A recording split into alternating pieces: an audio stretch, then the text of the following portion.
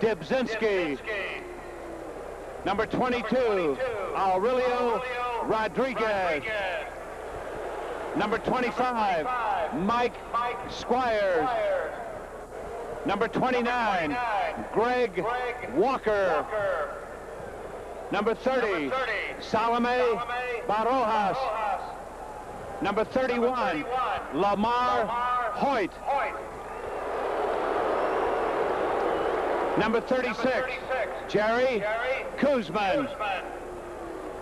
Number 40, Britt Burns.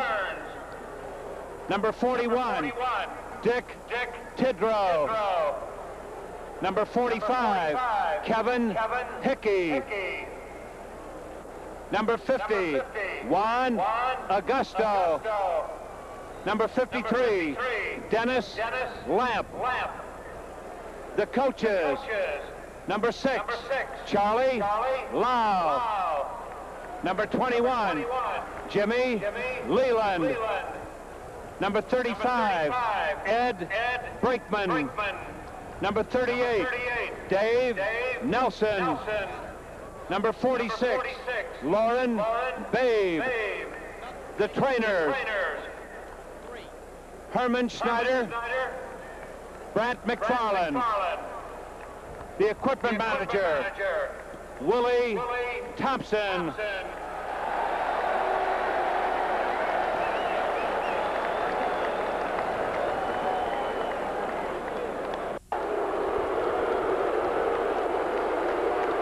Introducing the starting lineup. Batting first, the center fielder, number 11, Rudy Law.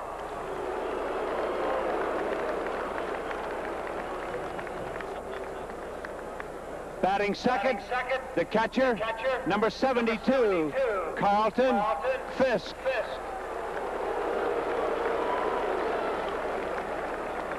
Batting third, the right fielder, number 3, Harold Baines.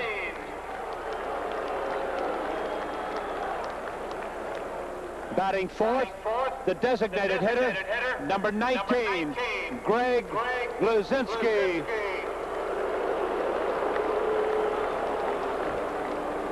Batting fifth, the first baseman, number 44, Tom Pachorik.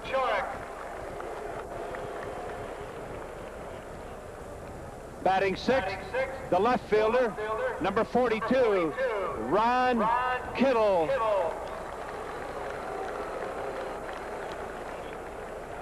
Batting seventh, the third baseman, number 5, Vance Law. Batting eighth, the shortstop, number 1, Scott Fletcher. Batting ninth, the second baseman, number 16, Julio Cruz. And pitching for the White Sox, number 24, Floyd Bannister, 16-10, who is warming up in the right field bullpen with number 15, Coach Art Kushner, number 18, Coach Dave Duncan, and number 12, bullpen catcher Joel Skinner. And now for the Eastern Division champion, Baltimore.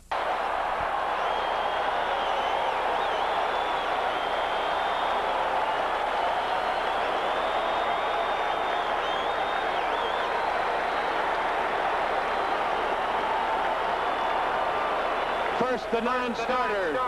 Number 1, Al Bumbry.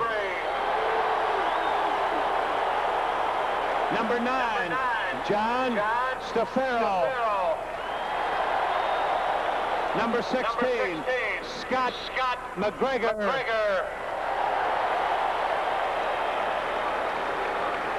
Number 12, Len Sakata.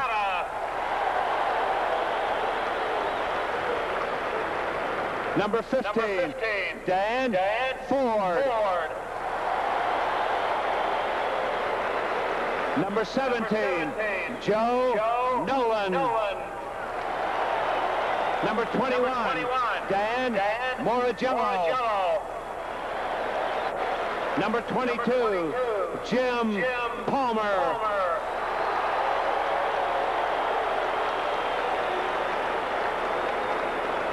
Number 23, Tippy Martinez.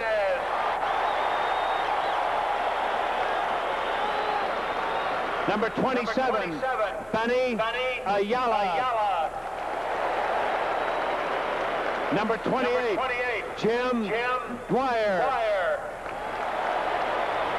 Number 30, Dennis Martinez. Number 32, Bill Swiggerty. Number 34, Storm Davis. Number 38, John Lowenstein. Number 46, Mike Flanagan. Number 49, Tim Stoddard. Number 53, Sammy Stewart. The coaches, number 40, Jimmy Williams. Number 47, Cal Ripken. Number 54, Ralph Rowe. The trainer, Ralph Salvan. The equipment manager, Jim Tyler.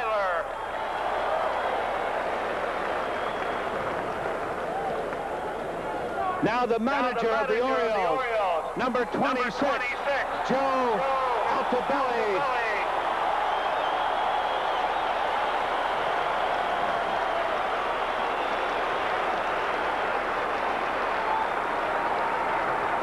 Introducing the starting lineup for the Orioles. Batting first, the center fielder, number 37, John Shelby.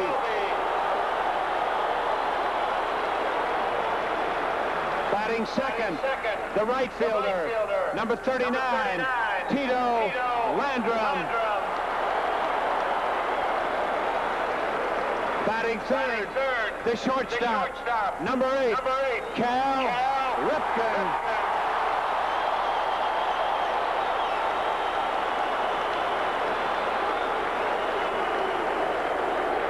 Batting fourth, the first baseman, number 33, Eddie Murray.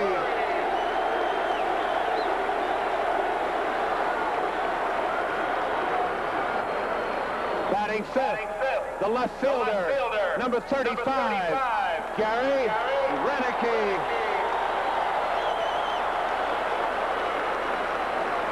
Batting sixth, the designated hitter, number 29, Ken Singleton. Batting seventh, the second baseman, number 25, Rich Dower. Batting eighth, the third baseman, number 10, Todd Cruz.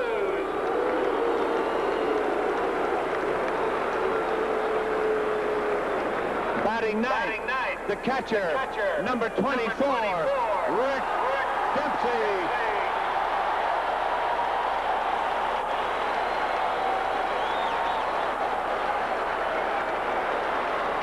And pitching for the Orioles, number 52, Mike Boddicker, 16-8, who is warming up in the left field bullpen with number 44, Coach Elrod Hendrick. Number 31, Coach Ray Miller. We now ask you to please rise, and we direct your attention to the pitcher's mound, where internationally acclaimed composers. Interesting to see how Dempsey starts this ball game off with Boddicker. Boddicker has two field pitches, the curveball and what they call the fash, which is a combination forkball changeup. So will he establish the fastball or establish the off-speed stuff? Fastball. Dower juggles. Law runs well, but he got him.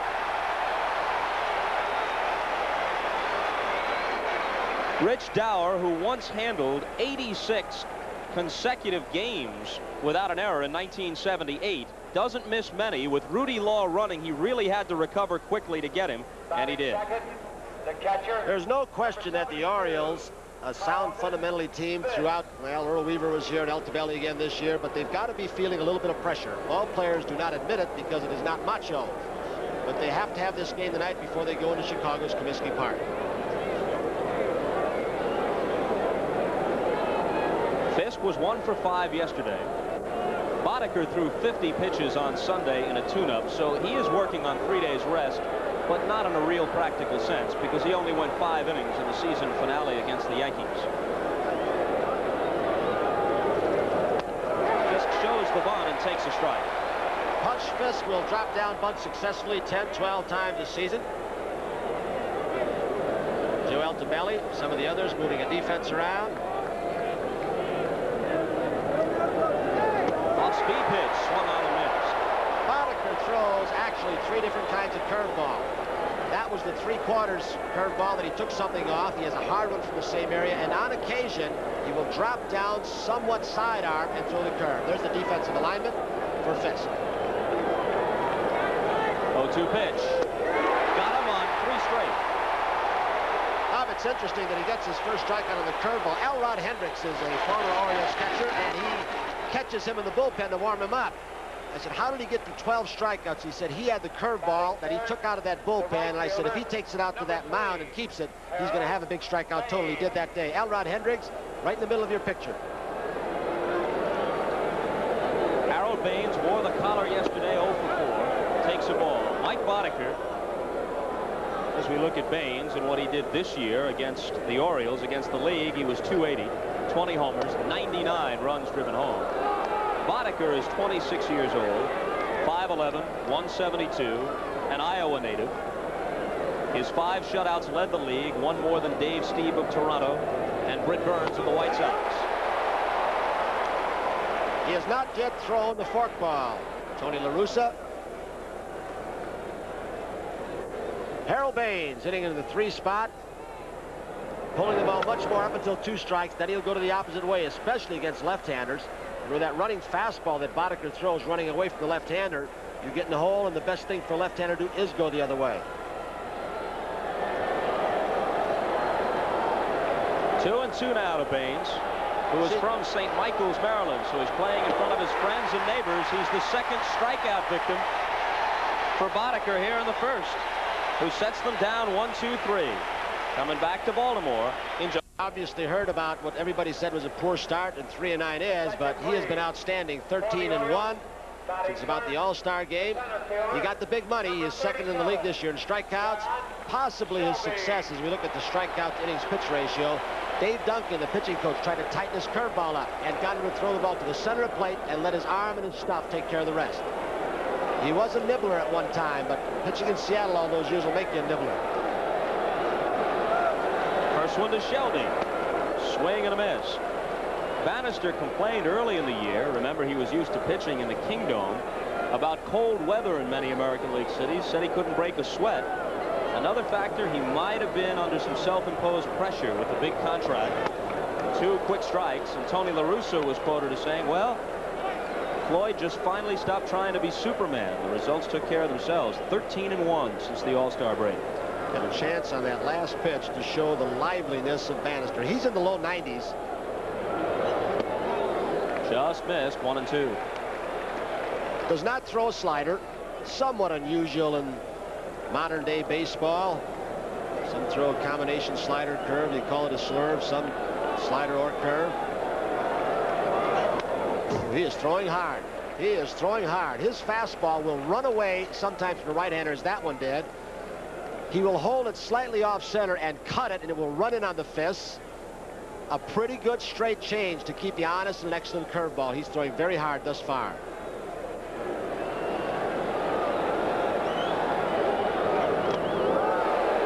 Two to Shelby. The radar gun here in Baltimore, which is said to be about 5 miles an hour shy, you get higher readings on other instruments around the league, has Bannister at 88, so he's probably a bit over 90 at this stage. You can see why he led the American League in strikeouts last year and finished second this year behind Detroit's Jack Morris.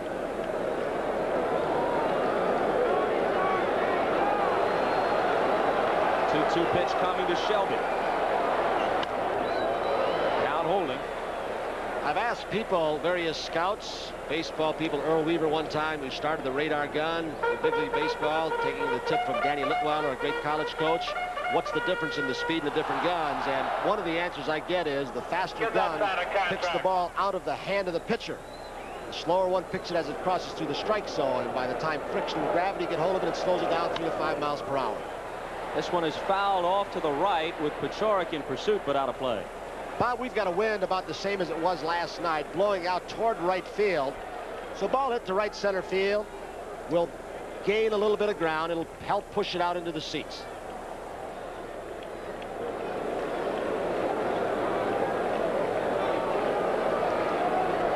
Bannister, 28 years old, 6'1", 195. Off-speed pitch just missed, and a full count to Shelby. Fisk thought he had the outside corner, so he'll do a little job on Durwood Merrill, as he did last night in Jim McKeon, to try and talk him into the next pitch. You can still you see he's still talking and shaking his head.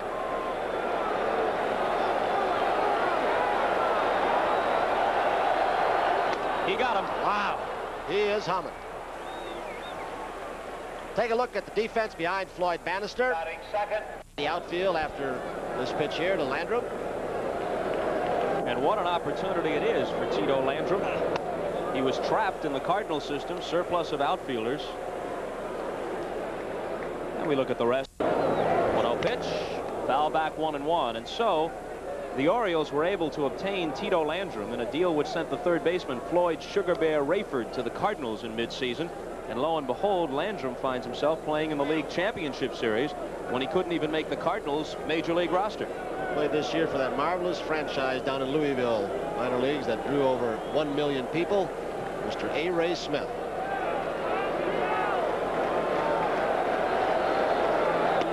Two and one. Landrum scored the Orioles' only run. He came in the 9th inning yesterday. He pinch ran for Dan Ford after Ford's double and came home on a Ripken single.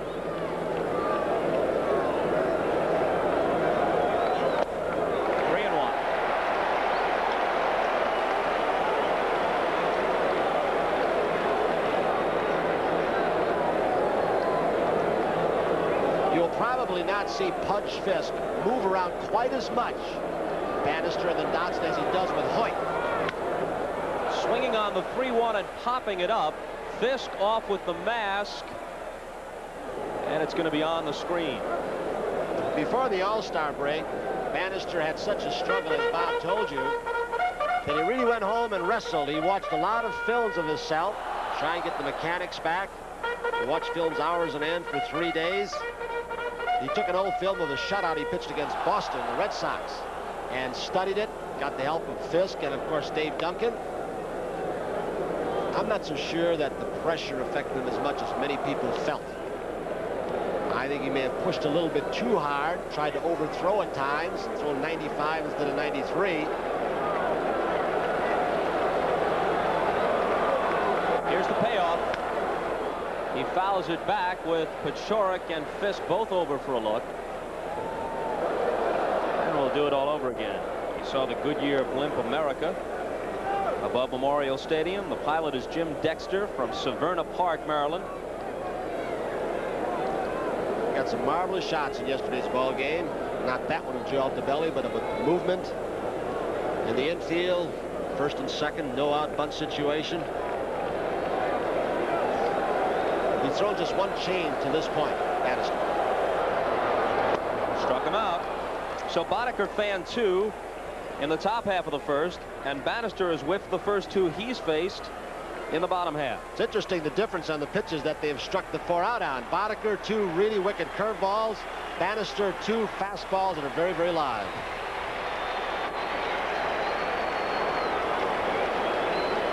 Cal Ripken Jr. He led the American League in runs scored, hits with 211, doubles with 47. He set an Oriole record in that department, breaking Brooks Robinson's old mark, and he was just one behind Jim Rice for the total base leadership. Had 27 homers, 102 RBIs, batted .318, played every inning of every game at shortstop, and led the American League in total chances accepted and assists at that position. So you can see why he's a very, very legitimate MVP candidate. I'd vote for him because of the position he's playing. First, most valuable player on any team is usually the catcher. He works the hardest. I think the shortstop spot may be second as far as the best athlete you've got to have. He's done it well. Probably the three top vote getters in that department are playing tonight. Ripken and Murray of the Orioles, and Fisk, the White Sox catcher. This ball is hit softly, but Law's got to come way in, and he won't get there. Drops in for a two-out single. Law broke back about 2 steps. Had he not, he may have had to make a good shoestring catch, but he would have had a shot. Off the end of the bat, it fooled him. Number 33. Looked like a fastball that he ran away from him and hit on the end of the bat. And now Eddie Murray carrying a little bit of a burden. He is one of the game's great players, but in postseason play he's not fared well. In 1979 in the World Series, he was 0 for his last 21 and 4 for 26 composite. Yesterday, he had an error, was involved in a couple of other misplays which weren't charged, and at the plate he went 0 for 4. I think that's pretty strong, too strong of an indictment for a guy who has not played that many. He had over 400 in the League Championship Series. People have tended to forget that. So on the strength of one World Series, this man can hit, and he will before this thing's over, unless they pitch around him, and he's the guy they've chosen that they do not want to pitch to. Switch hitter, of course, had a personal high 33 home runs this year. Probably better from the right side. Powers the ball to right and left center field. Want to talk about consistency in power? His last 3 complete seasons, discounting the 1981 strike year, 32, 32, and then this year 33 home runs. RBIs 116, 110, this year 111. 2-0 pitch, 2-1. He's not only throwing hard, his ball is moving, so the hitters are a little bit late on it, and if they do catch up to it, they're still going to have to contend with the movement on the ball.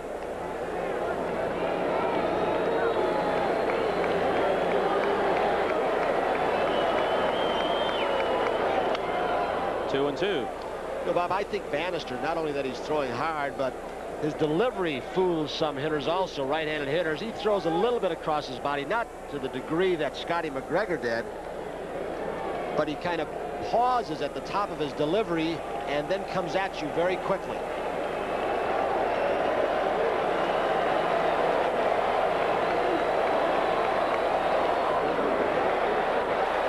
Fisk is able to handle it. The count goes full, so Ripken will be running.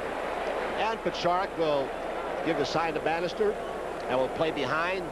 He'll try any trick pickoff moves that I don't know about. I'm not going to be there. Bannister went to a full count on both Shelby and Landrum before fanning each.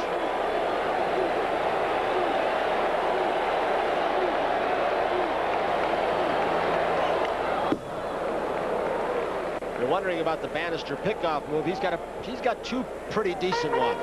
One, a very quick one that Righetti uses from the Yankees, where he steps off the rubber and kind of flips it sidearm. Doesn't have to throw when he steps off. The other is just a smooth one that we saw from Scotty McGregor at times yesterday. He can be deceptive. Shows you a couple of different things if they get some speed on first base.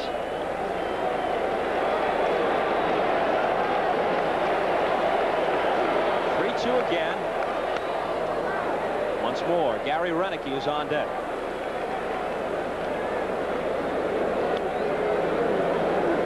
Talking about that Seattle Kingdom making a pitcher nibbler a while ago. There's Renicky on deck. Should Murray get on, he'll hit. But with the short dimensions and the artificial turf up there in Seattle, many balls that are good pitches can look like mistakes. So he started nibbling at the corners and it hurt him.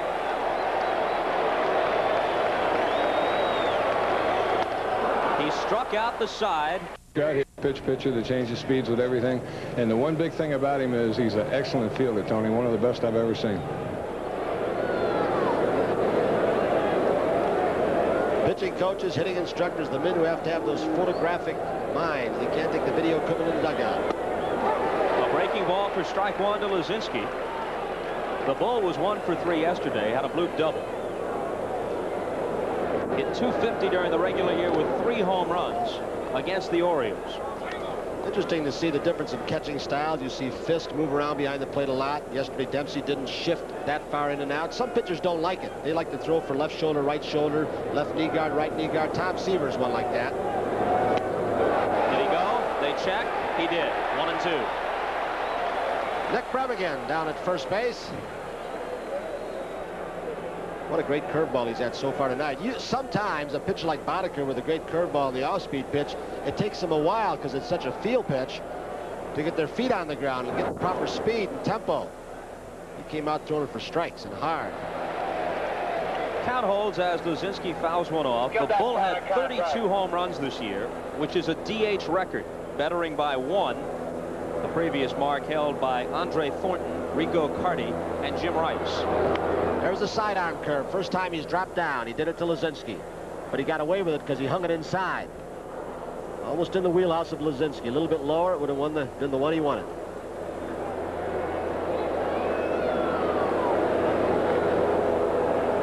Again, the 1-2. Big off-speed pitch, 2 and 2.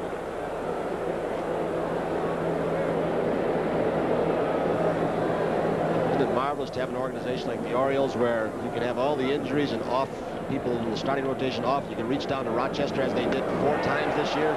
Emergency pitchers. Amazing. This guy got stuck for 4 years in Rochester because they're so pitching rich. In an era of turmoil in baseball, they have been a very stable organization. 15 players. He fans Luzinski. So each pitcher has struck out 3.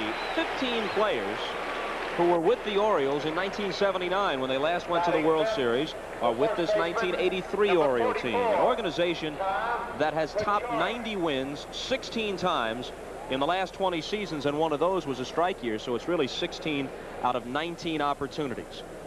7 division titles since the playoff system began in 1969. In contrast, for the White Sox, it's a return to excellence after a long drought. Their last pennant, 1959. Paciorek is hit by a pitch. He has now overthrown 2 curveballs. That sidearm one to Luzinski that hung inside. This one he tried to throw a little bit harder to Paciorek, and it got him. Batting 6th, the left fielder, number 42, Ryan Kittle. So Paciorek is the first White Sox base runner, and Eddie Murray wants to go over and talk with Boddicker. Well, a couple of conferences.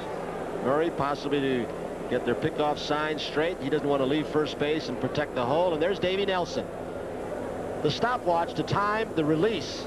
Started by Steve Boris up in Montreal with Timmy Raines, now over in Oakland. Time the release, and then he'll also time the delivery of the throw of Dempsey down to second base. Sometimes that is used for one reason, an intimidation factor to pitchers. Hope the pitchers get a little rattled, seeing you've got a stopwatch on them. Kittle did well against the Orioles in the regular season, but not yesterday. Fanning twice and grounding into a double play. 1-1. He struck out 150 times this year. That's the negative side. The plus side, tasteful attire. The plus side, 35 homers, 100 RBIs, 3rd in home runs in the American League behind Rice and Armas. Rice had 39 to lead. His teammate Tony Armas with the Red Sox, 36. I think Don Sutton, our resident pitching expert, will tell you that those breaking ball pitchers usually want a little higher seams. A little better rotation, a little better grip, and those seams bite. And the resistance a little bit more, get a little more on it, and Boddicker didn't like it. 2-1 pitch. Low, 3-1. Have not yet seen the forkball. Pitch that Roger Craig with the Tigers has taught to so many of his pitchers. He says it is the pitch of the 80s. Like the slider might have been of the 50s and 60s. right off, and he draws a walk. So a hit batter and a base on balls put 2 on with 1 out. Well, we've talked about how critical this ball game is for the Orioles. In the back of their minds, they know this, being 1 down, that they have won just 5 ball games, the Orioles, and lost 16 in the last 4 years. In fact, ironically, as we look at Altobelli and Cal Ripken, Earl Weaver, who'll be in the Hall of Fame someday for his managerial skills, lost the last 10 ball games he managed in Comiskey Park. 2 consecutive seasons, Baltimore did not win in Comiskey, 81 and 82. This year they split 6 with the White Sox there. Strike 1 to Vance Law, the son of the Pirates' former Cy Young Award winner, Vernon Law. He was 0 for 3 yesterday, but he was robbed of a hit on a leaping catch by Ripken at shortstop. Breaking ball for strike 2.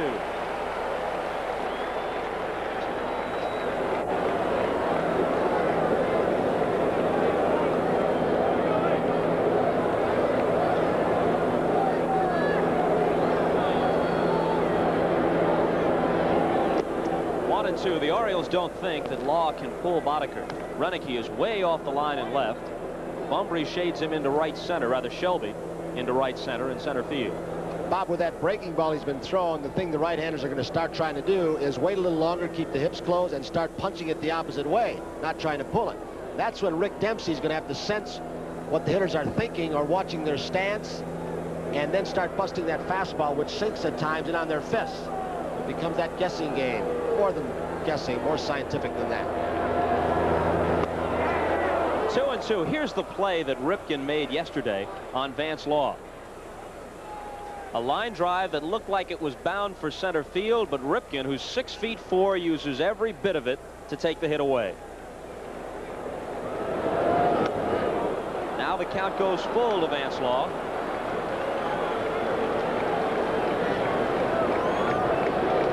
Decision is going to have to be made right now by Tony La Russa. Will he start him? I think he might. I think he'll have confidence right now. They usually play aggressively. That Vance Law can get his bat on the ball. If he doesn't, you know what happens. Could be a strikeout and a throw out. Let's see what he decides. Boddicker has already fanned 3. They're going. He strikes him out. Here's the throw. Double play.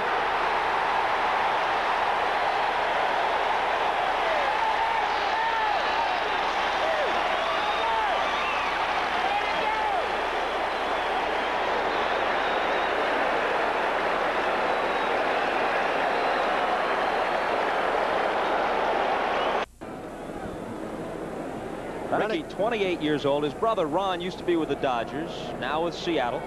This is the bat I thought we'd see in the 8th or 9th inning yesterday. You've got 19 home runs. I thought he'd get a crack at it. As we mentioned yesterday, you put that left field platoon together and consider it one player, which it really is, Lowenstein, Renicky, and very occasionally Ayala. You get way over 100 RBIs, better than 30 home runs. This ball is hit hard down the line. It is in there for extra bases. Fielding it is Kittle as Renicky goes for 2. The throw is high and he's in there.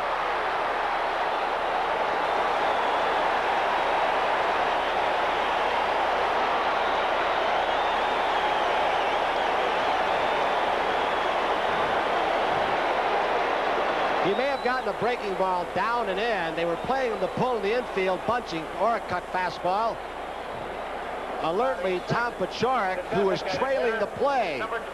If the 2 middle infielders had gone out for a relay, Paciorek would have trailed the play and tried to sneak behind the runner for a possible pickoff and a snap throw. By trailing the play, he alertly prevented an extra base.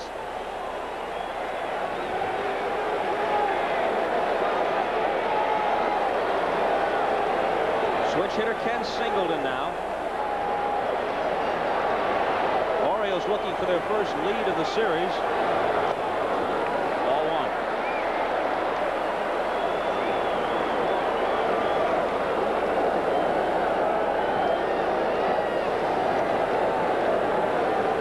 Singleton went 1 for 3 yesterday, had a double.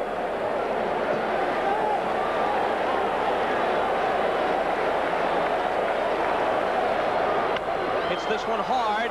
It bounces off Law's chest. He recovers, throws high and over the head of Paciorek. Fisk backed it up, Renicky is going to stop at third.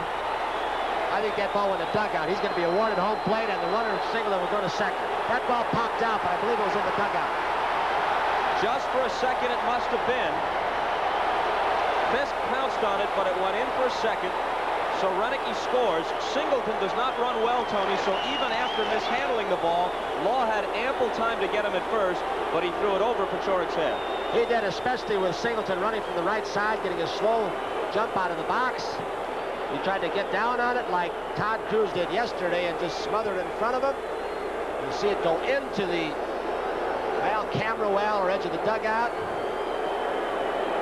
Renicky with the ball hit to the left side and nobody out, holding his ground. Batting seventh. That ball was crushed off the bat of Singleton. It just ate Vance Law up. Rich Dower. Tony La Russa, he turned 39 the day before yesterday. Second youngest manager in the major leagues, just a few months older than Rene Lachemann, who is now back managing, having replaced Harvey Keene with the Brewers. Dower now has an option. I don't think they'll put a straight bunt on, but he wants to push the ball to the right side, take a shot, and 2 shots to right field, advance the runner, get him to third, in less than 2 outs. He pops it up. Let's see if Fisk has a play. He does not. You'll notice that in the area that Fisk is just walking away from, there are some extra seats. They put in a box about 3 rows deep. There it is. And yesterday, that was a factor in the game, as Rick Dempsey, on an apparent wild pitch by McGregor, had the ball carom off that box and right back to him. He made a spectacular whirling throw to McGregor, and they got Vance Law at the plate. As good a play as it was, it would not have been possible under normal conditions. One of the best handlers of the bat in the game right here, and Rich Dower doesn't strike out much, goes the opposite way. Let's see now if Bannister bores that curveball down and tries to force him to pull it. 1-1. Most pitchers will tell you the pitch down and in. The right-hander, the one that they cannot inside out. You can much more easily as Dempsey or Cruz looks on deck. Pitch high and inside, you can inside out.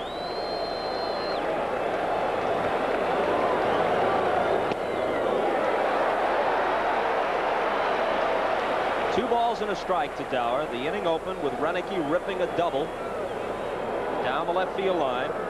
Singleton followed with a ball off the chest of Law, who then threw it away. Renicky scored. Singleton is at second base.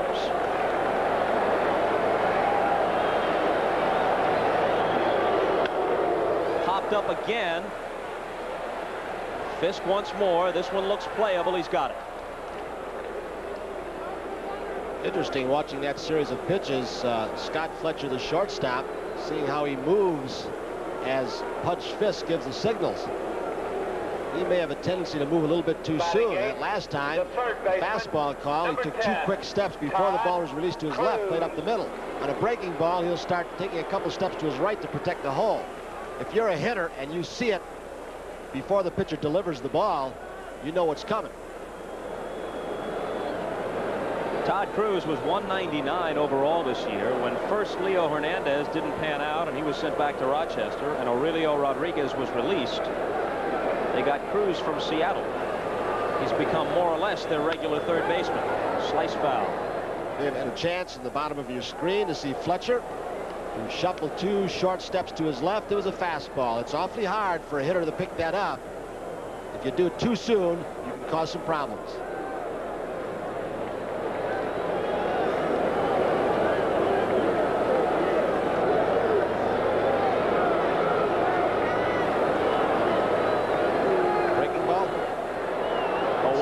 With Singleton at second, 1-1.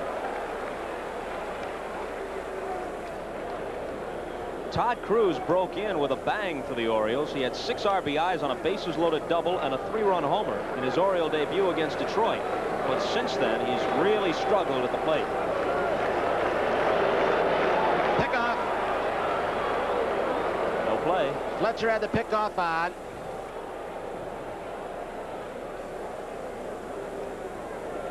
You can see Julio Cruz backing up to play. Many times the second baseman will decoy, shuffle, and then go back to his spot, and the shortstop will sneak behind him.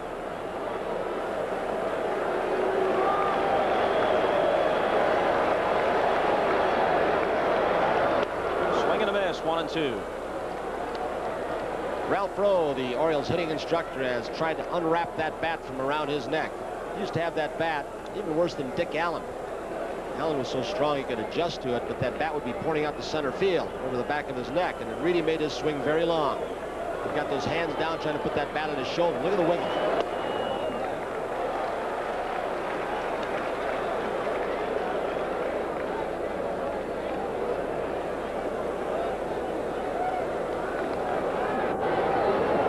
Cruz can solidify his hold on third base. There's talk of Gary Renicky being moved there next year, or possibly a deal with Texas for Buddy Bell. Vance Law takes it, looks singled and back, and retires Cruz. Batting ninth, the catcher, number 24, Rick. As Dempsey comes up, take a look at a play that should have been a double play, but it was broken up in the most painful fashion by Dempsey. Watch him go in. Fletcher takes the throw, and right on the noggin. It got him off the helmet, but also got his wrist and part of his hand as he threw it up, trying to protect himself. He stayed in the game, and despite swollen fingers on his right hand, he's back in the lineup tonight.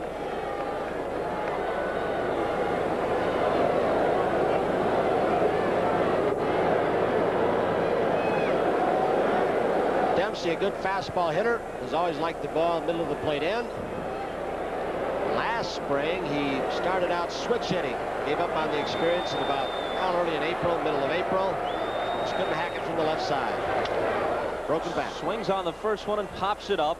Julio Cruz is calling, and he's got it. But the Orioles push across an unearned run on a double by Renicky and a throwing error on Singleton's ball from third baseman Vance Law. And we'll be right back after these messages from your local station. Involved in a controversial play yesterday, forced out on an attempted sacrifice. He was the runner at second, forced out at third on the call by Jim Evans, which was ironic because during the regular season it was Evans who overruled another umpire and took an apparent home run away from the White Sox. Carlton Fisk ruled it a double in a game against the Orioles, and that cost the White Sox a win. He tries to bunt, and Dempsey has it. Todd Cruz was playing up and even with the bag at third base.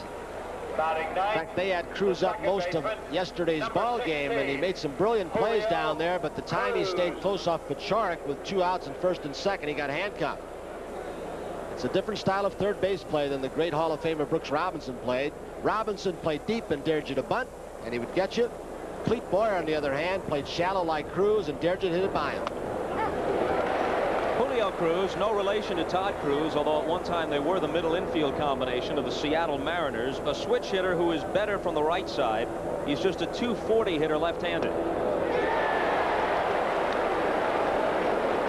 That may have been the first Fosh, as they call it. Herm Schneider, the trainer who's done an excellent job behind Tony La Russa. Strikes him out on 3 pitches, and for Boddicker, it's strikeout number 5, and we're just in the 3rd inning. Bannister struck out the side for Chicago in the first, but did not record a strikeout in the second. One of the reasons, another one of the reasons why Boddicker stayed at Rochester for 4 years going to the start of this year was he couldn't come up with that breaking pitch. They tried to teach him a lot of different ways, and until he went to that modified forkball, he had trouble. His fastball wasn't good enough. He had the good curve all along. So he had to add that 3rd or 4th pitch. If he throws that forkball, it will look like a screwball. That may have been it. I recall last year during the World Series when we brought the great relief pitcher Mike Marshall in to describe Bruce Suter's split-fingered fastball, and he called it a one-fingered screwball and had films to prove it. And that's exactly the way Boddicker's ball reacts. It rolls off the side of the middle finger to impart that spin. 3-0 to Law, who was second in the American League in steals with 77. Ricky Henderson had 108. 3-1. Boddicker's delivery. So when he comes over the top like that with that hard curveball, that was a fastball. And a base hit for Rudy Law. So Law, who came into this series 2 for 36 for the season against Baltimore, Goes 3 for 4 yesterday and 1 for 2 so far tonight. Now we've got to watch Rudy Law, who's being advised by Davey Nelson of the moves of Boddicker. Boddicker is fairly quick to first base, but at times his delivery, to get his delivery together, he's got to turn those hips, and he can't be slow to home plate. Davey Nelson knows it. He's studied the films. See if Fisk takes a pitch or so to give Rudy Law a chance. Tony La Russa says this guy is the White Sox MVP for this year.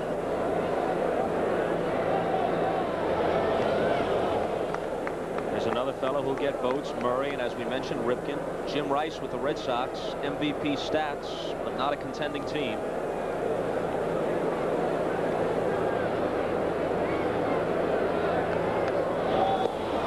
Law was caught stealing 12 times this year. He was picked off 7 times. Let's see also now if Rick Dempsey, the thought in his mind that Rudy Law might be stealing, if he goes away from the breaking ball and gives Pudge Fisk, a good fastball hitter, a fastball. Every time Boddicker throws over, it's getting Rudy Law and Davey Nelson a little bit more to look at. To recall when Mike Marshall, we mentioned his name before, picked off Herb Washington, the great sprinter. He stepped off one time, threw a strike home plate, and just froze him in World Series and picked him off. He didn't want to show him a lot of moves. He's going. The throw from Dempsey. He stole it. Now, yesterday, during the introductions, Dempsey was openly taunting the 2 stolen base threats, Julio Cruz and Rudy Law, saying, "You're not going to steal on me." They didn't yesterday, but Law does here. Rick Dempsey did it also in the player introduction as we watched Law again. He had an excellent jump and that straight in hard slide, the pop-up slide. Rick Dempsey did it to the Pittsburgh Pirates. Also to Moreno, and Chuck Tanner almost went across the line and pinched his head off, or threatened to, before the first game even started. But the Pirates didn't steal any bases in that series of Dempsey and the Orioles, but they did win the series, coming from behind to do it. The one thing Dempsey will do is he will concentrate more on the hitter than the base stealer. With 2 outs, he knows that the most important man is still the man with the bat.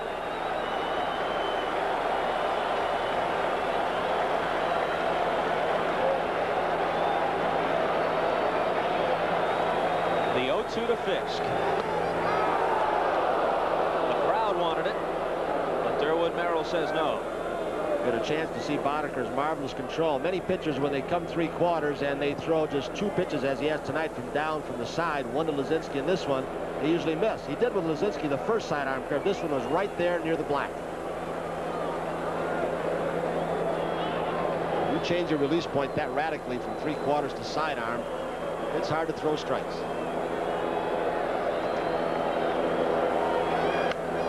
This ball is popped up. Murray going back in foul territory, runs out of room. Wouldn't push that out of play, giving Fisk another chance. In the event of a base hit, the outfield arms, Renicky pretty good in left. Shelby outstanding in center field. Tito Landrum not too bad in right. Don Sutton will remember a throw that Shelby made last year against his Milwaukee Brewers team. The second last weekend of the series, a game that Milwaukee could have won, and looked like a sacrifice fly off the bat of Cecil Cooper, and Shelby threw a bullet to home plate to get Scooby. He had 3 assists, Shelby did, in 1 game this year against the Yankees. 2-2 to Pudge. John T-Bone Shelby. He's a shortstop in high school. Spent 6 years in the minors learning to play the outfield. Another Oriole luxury. They can groom them. Full count now. Fisk has hit extraordinarily well. He's done when Bannister is on the mound. Bannister's pitching. He's hit over 390, driven in a lot of runs. In fact, one stretch he had hit in 16 out of 17 games consecutively in the All-Star game.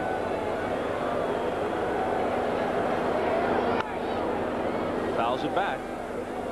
Fisk was batting 197 on June 15th. They moved into the number 2 spot. He's hit over 330 since then to finish at 289 with 26 home runs, which is a White Sox record for a catcher. breaking the mark previously held by Sherman Lawler, who hit 22, perhaps not coincidentally, the last time the White Sox won a pennant, 1959.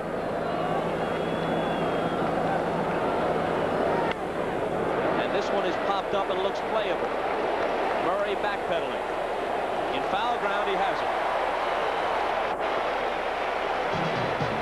No runs, a hit, a stolen base by Rudy Law, but he's left stranded at second. And at the end of 2.5, it's 1-0 Baltimore. For a division winner, the Reds in 1975 won by that same 20 lengths. For Baltimore, what looked like a very tight race in the American League East, looked like it was going to be a 5-team affair right to the last week. They broke it open with a red-hot late August and September, won by 6 over Detroit.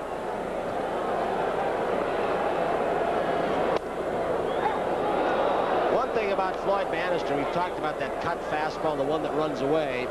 Pudge Fisk was saying, as we look at what he did, strikeouts, one year he led the league in strikeouts up in Seattle, but his fastball down low moves so well also.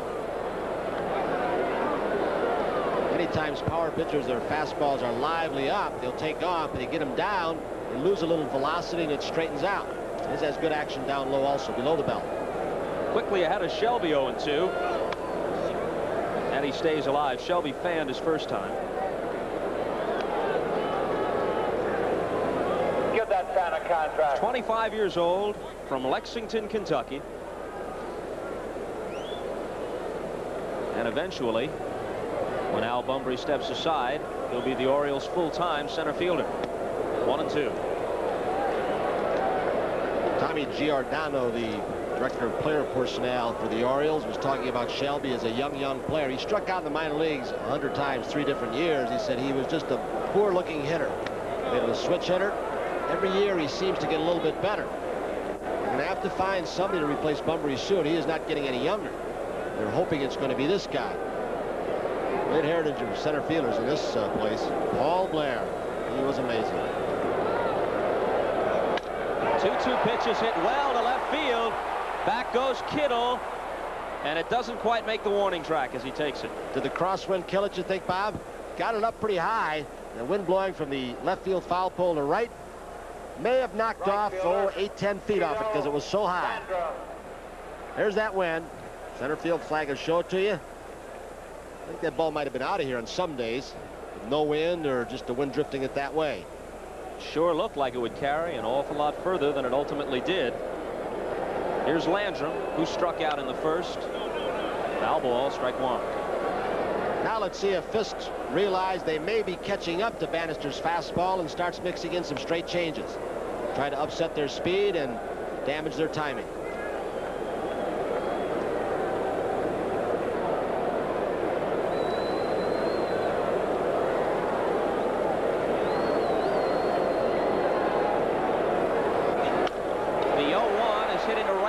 But Baines is going to get there. 2 down.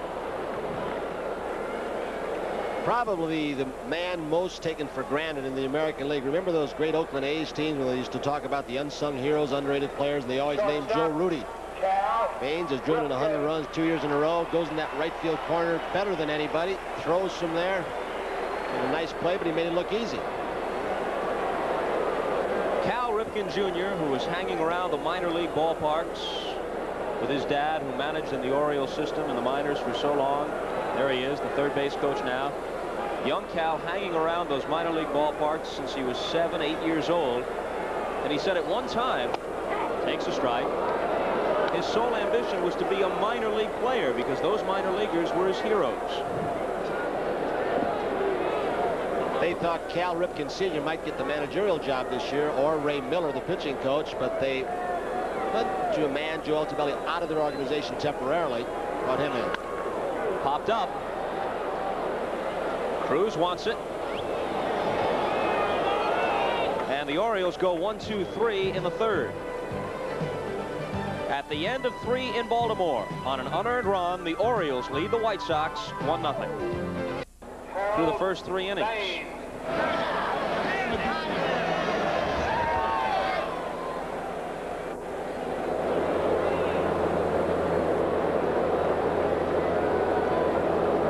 Baines to start it. Ball 1 to him. Struck out in the first. Still looking for his first hit of the series. He was 0 for 4 yesterday. So the man at the ballpark tonight who discovered Harold Baines, Bob Bowinski, and told Bill Veeck about it. In fact, Bill Veeck got tickets for Bob Bowinski tonight.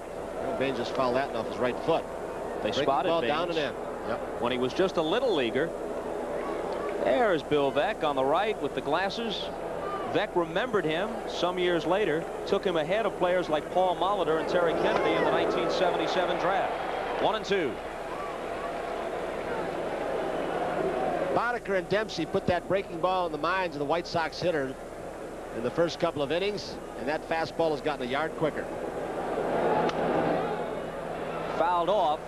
Cruz is going to go over, but it's out of play. What you're seeing is the Orioles' theory on pitching that Bamberger started around here, Ray Miller picked up, and how you teach the young pitchers in the minor leagues an off-speed pitch before you consider anything else. Some organizations say, let's look and see how hard he can throw. We'll teach him the other stuff, which is always nice to have a good lively arm. It's a gift. They go out and teach a guy to throw strikes, use the plate, both edges of it, and use that changeup. Boddicker came up with his changeup. You can see what he's done with the fastball with the last 2 pitches to Baines. He had him by him. We told you he's a Maryland native. His first big league home run came in this ballpark off a pretty good right-hander named Jim Palmer. But he strikes out for the second time tonight, and number 6 for Boddicker. That was the Fosh, F-O-S-H, the forkball. Well, we asked Greg Lazinski about batting against Mike Boddicker. Here's what he had to say. Well, I think Mike Boddicker, had a fine rookie year. It's a situation where he spots his fastball and throws a couple different type breaking balls. And again, the key there is to make people throw strikes.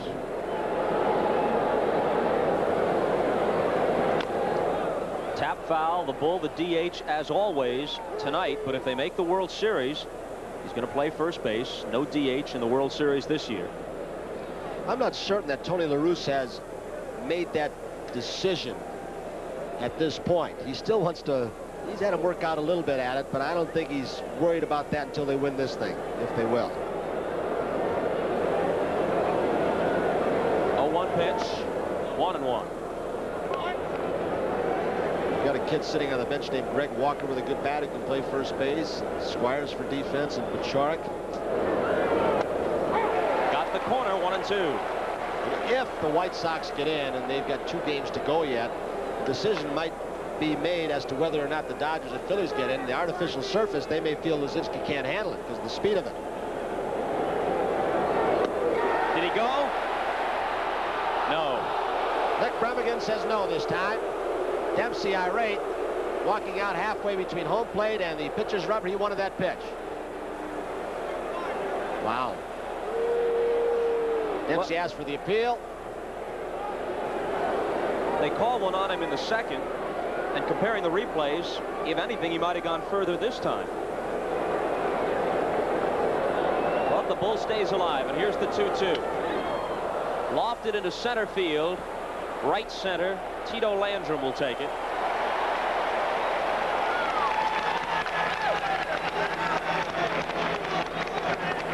Well, you're going back Pal tomorrow to Comiskey Park. Bambini. Be a few people there. And will they be psyched? They had a great rally before the White Sox came in. Off day before game number 1, and they couldn't estimate. Some said 50,000 people, some said 100,000. Washington involved. Strike 1 to Pachorik, who was hit by a pitch his first time. That's the protection the hitters use at times. Protect that. Pachorik didn't like it. Hitters and catchers were somewhat mild in yesterday's game 1. We didn't see too much bickering on balls and strikes. Each game goes along, the pressure builds a little bit more, and they get a little more tested. The 0-2, he got him. What a great sidearm turn. He is something. The ovation is for Boddicker, who through 4 innings has fanned 7. And it's 1-0 O's. did a study of that. They sent some scientists who did not believe the ball curved, and they used Ray Miller and Scotty McGregor. We may show you some pictures later under controlled conditions. That proves it breaks. Murray leads off against Bannister in the last of the fourth and takes a strike on the fastball. Here are some of the pictures of that breaking ball. There was a tunnel that was set up for Ray Miller and Scotty McGregor. They hung ping pong balls from the ceiling, and they saw the ball break. They found that a ball breaks continuously out of the hand. There's another breaking ball, which only proves scientifically what hitters have known all along. Yeah. They also said a fastball cannot rise. It is impossible, but there's ought to see Nolan Ryan throw a fastball at 100 miles an hour. Boddicker with the warm-up jacket. The 1-1, 2-1.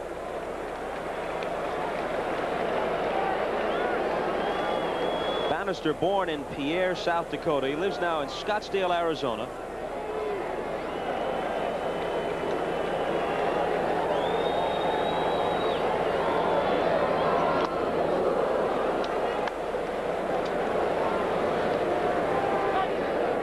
Two balls and 2 strikes to Murray.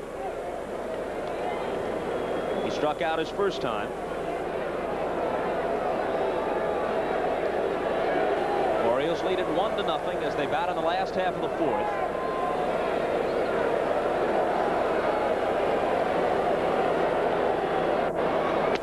And Murray goes down again.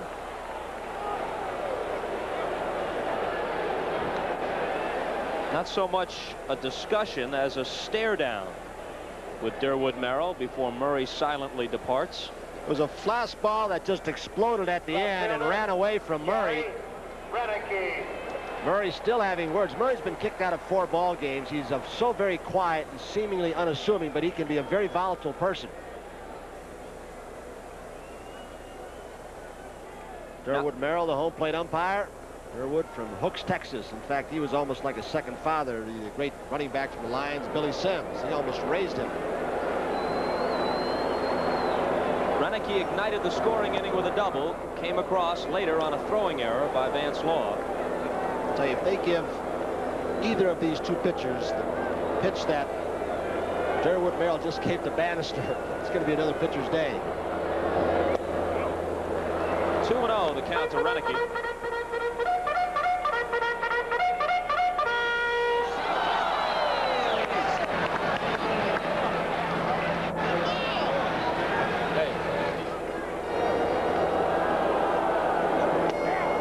Strike 1 call. Oriole hitters yesterday off Lamar Hoyt. Oh, middle innings on. So we look at the defense, set up the pull for Gary Renicky in the infield.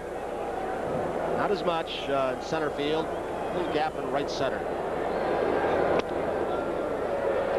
3 balls and 1 strike. Kittle has moved much closer to the line. He's still considerably off it, but they had him played toward the gap in left center his first time up, and Renicky pulled the ball right down the line for a double. So Kittle has moved closer to the left field foul line. 3-1 pitch. Walked it. Bannister likes to pitch fast. White likes to pitch quickly. Dotson does. Britt Burns is quite slow. He'll start game number 4. Early in the season, that was part of the controversy between Fisk, Duncan, the catcher, pitching coach, and La Russa. They wanted to speed up his pace as far as calling a ball game, and he has. There's one stretch there early where Mark Hill, 9 games or 8 games, caught Bannister, and it was really irritating to Pudge Fisk. That's when the explosion took place between he and Tony La Russa. Singleton reached on an error as a run scored in the second. Takes a strike. He came over here in 1975 after having been with the Mets and the Expos, who said he really liked it the first day when Brooks Robinson, the elder statesman, came up to him and said, look, here, you don't have to do it all by yourself. You play your role.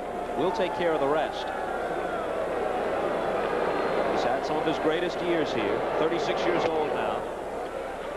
But still a dangerous hitter, and more dangerous now from the right side than he had been in past seasons. He had an injured right elbow, worked with weights to build it up. He went a year and a half without hitting a home run from the right side. This year, 5 of his 18 round trippers have been hit batting right-handed. Earl Weaver started using him as a left-handed DH against right-handed pitchers. He was so ineffective right-handed.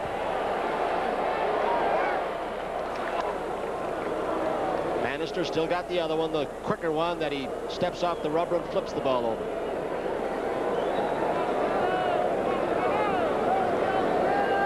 Oriole team does not steal many bases.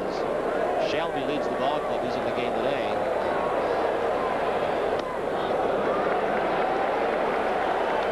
And a strike to Singleton. Annually, he's among the American League leaders in on-base percentage. It's a lot of walks, 99 this year. Interesting to see with a slugger like Singleton up 2-1 count off Bannister if they don't start a runner. Wouldn't surprise me. Try instead of a double play. Not going. Hit hard. Fair ball, says Dave Phillips. And down the line.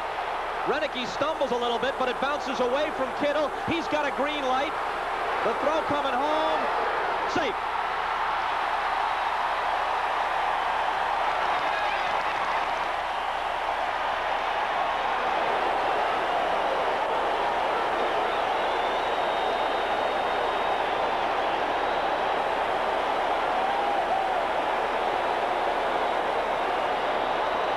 An RBI double for Singleton. It's 2-0 Baltimore. Was a pitch in the same location that Renicky hit earlier in the second inning for a double. Caroms off, a little jutting out spot there. And Cal Ripken watched very closely as Renicky stumbled around second. He waved him out, and the ball took a funny hop off the grass into foul territory. Might have been a lot closer on well, he'd have been out on artificial surface, I think. We're not playing on that. Ball doesn't bounce true on this stuff.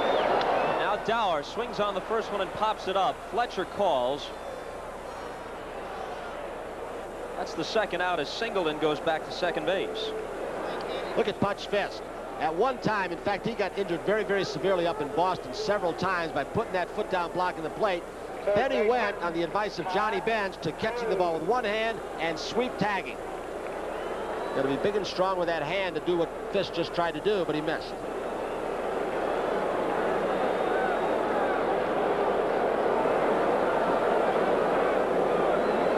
Todd Cruz, who grounded to third his first time up. That's ball one.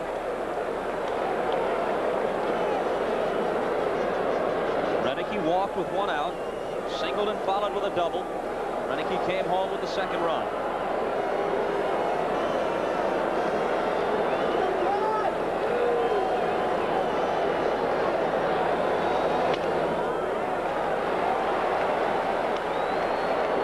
We told you yesterday, if you watched, that the Orioles basically are a pretty patient team. They get a lot of walks. Surprisingly enough, this White Sox staff, which is the starters are basically power pitchers, they allowed the lowest numbers of walks in the American League this year. And that's another tribute to Dave Duncan. This is trying to get ahead of hitters. Cruz had a rip, and it's 2-1.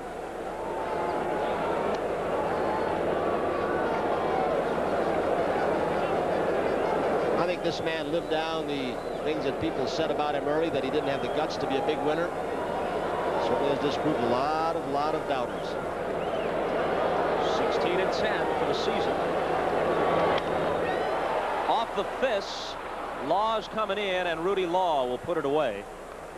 But not before the Orioles push another run across in the fourth on the walk to Renicky and the run-producing double by Singleton. And we'll be right back after these. The sidearm curveball he's thrown a few times.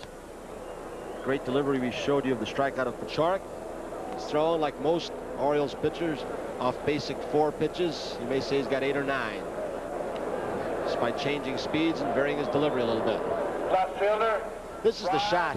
Rich Dotson, who is the starter for the White Sox against Flanagan in Chicago tomorrow night, went home on a 5:45 plane to get some rest.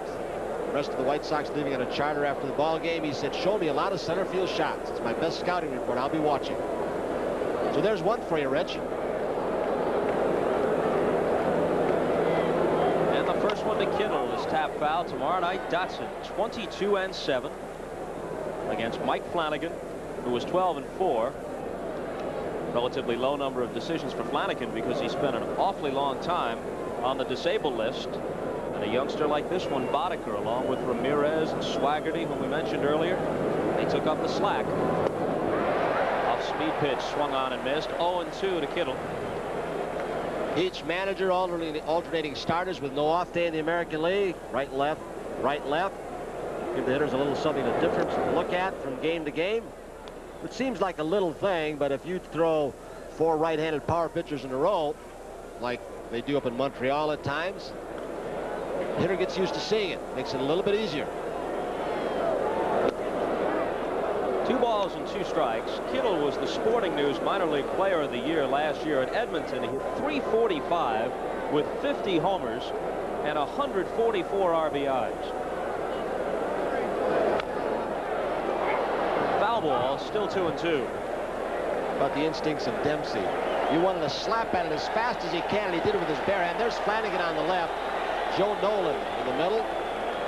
Flanagan, who started off 6-0 this year, and then on a fielding play tore up his knee. He has a very, very big brace. Watch Rick Dempsey.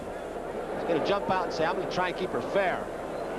Durwood Merrill says too late. Hit hard, and there's a base hit for Kittle by the diving Cruz, so he leads off the 5th inning with a single. Kittle says he's more of a breaking ball hitter than a fastball hitter. Vance Law. Many sluggers hit the mistakes. He's no exception. He got a breaking ball a little bit up, probably inside part of the plate. Great try by Todd Cruz. A 2-1 ball game yesterday. We saw some brilliant infield play. Ripken, Cruz, both Cruzes, Julio and Todd. Vance Law swings and misses. He was a strikeout victim back in the 2nd, 1 of 7 recorded so far by Boddicker. Almost a .300 hitter against the Southpaws. Look at the tip of the bat he's using. You could get a good shot of it. So many hitters are going to that. Beveling out a little weight out of the top of the bat. A hollow bat so that they can get more weight in the barrel. It's coincidental that so many of these hitters are wearing that little thing on their leg, or it's because of the braking stuff from Boddicker. I think they'll drive into that leg.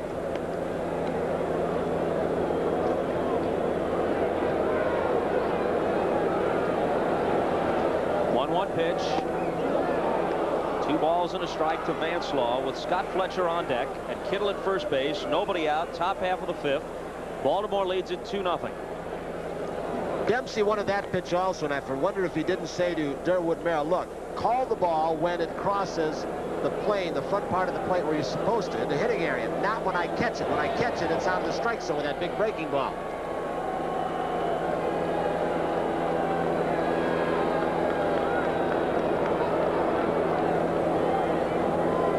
Boddicker looks him back.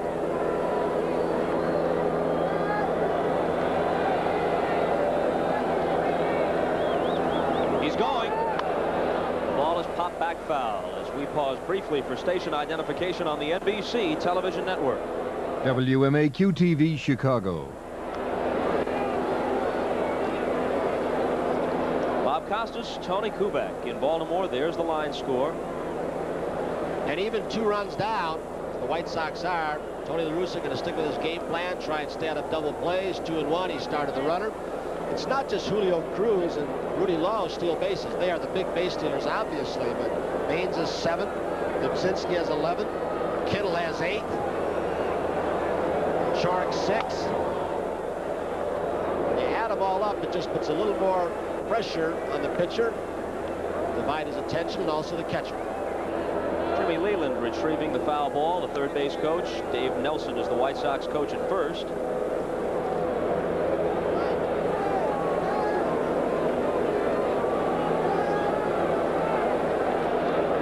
Pitch, and it stays that way.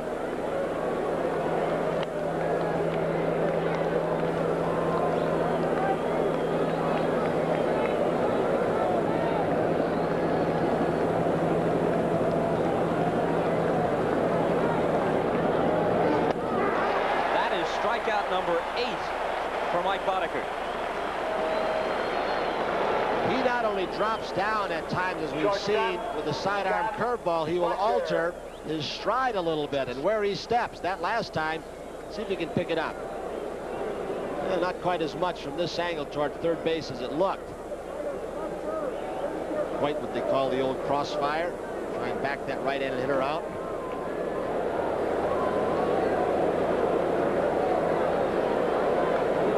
Fletcher stands in with 1 out and 1 aboard.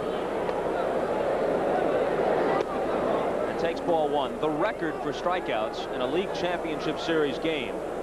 14 in both leagues. Joe Coleman for Detroit against Oakland in 1972 is the American League mark. And in the National League, John Candelaria of the Pirates in 1975 against Cincinnati. Each struck out 14. Boddicker is fan 8, and we're in the 5th. Look out. That's what happens when you got curveball on your mind. That fastball was in the glove of Rick Dempsey. It is very important for middle infielders with a pitcher like Boddicker that you really pay attention to what pitches call, so that you can adjust accordingly.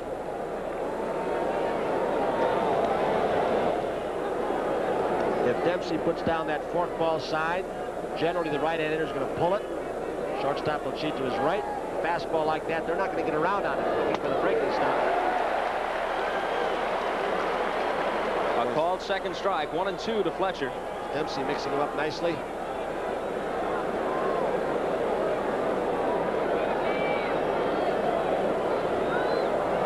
Julio Cruz is on deck.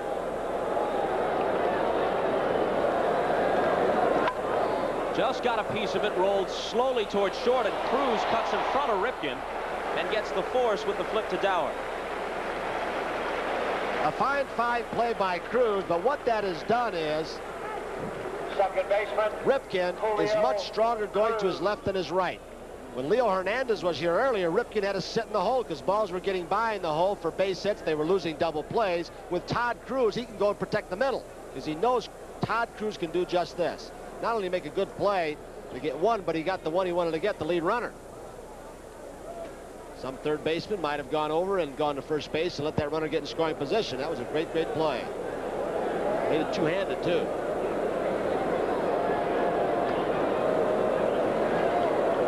Julio Cruz 0 for 1. Fletcher chase back.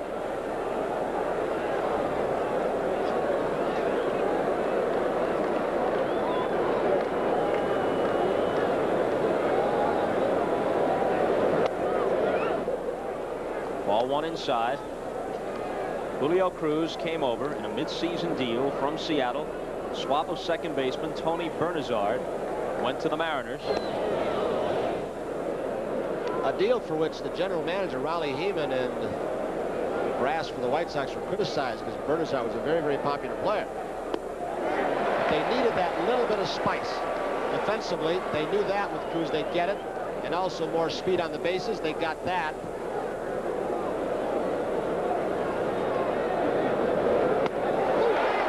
Taken for strike 2, 1 and 2. Cruz doesn't believe it. Dempsey out for a chat. The best way to view a game through sunglasses that are oversized at night.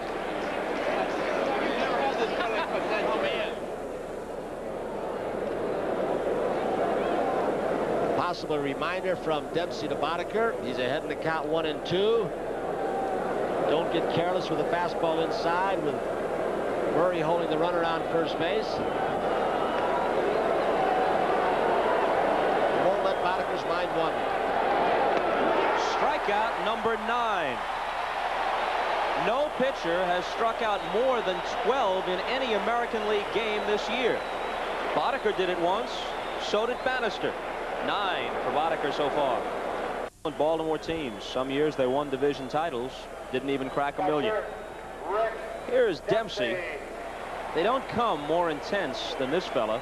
His wife Joanna tells a story about waking up about 3 o'clock in the morning one night. She heard this whooshing sound over the bed. In the dark, she realizes that Dempsey has gotten up out of bed and he's practicing his swing.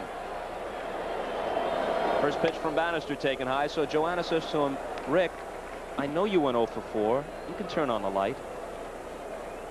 Which he did and kept on practicing for another hour.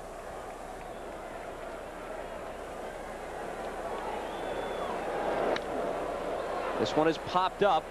Pachorik in foul ground, and the wind may have taken that one out of play.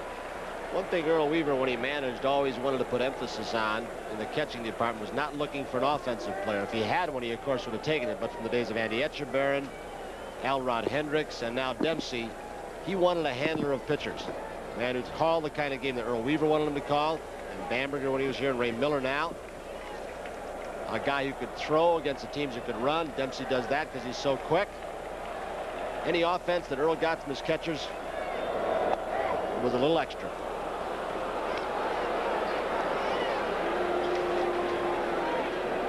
Joe Aldavelli, he's a candidate for Manager of the Year. I asked him if he wants the award. He said, oh no, let Bobby Cox of Toronto have it. The last time I got it, I was fired the next year, which is true. National League Manager of the Year in '78 with the Giants, fired at San Francisco in '79. Dempsey strikes out, the 5th struck out by Bannister.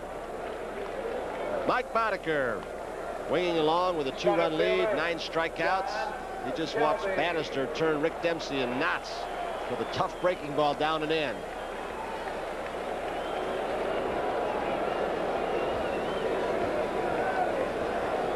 Vanslaw tied at 3rd in case Shelby tries to drop a bunt down. So is Pachorik at 1st. Shelby struck out his first time and then hit a ball extremely well to left field that the wind probably held up.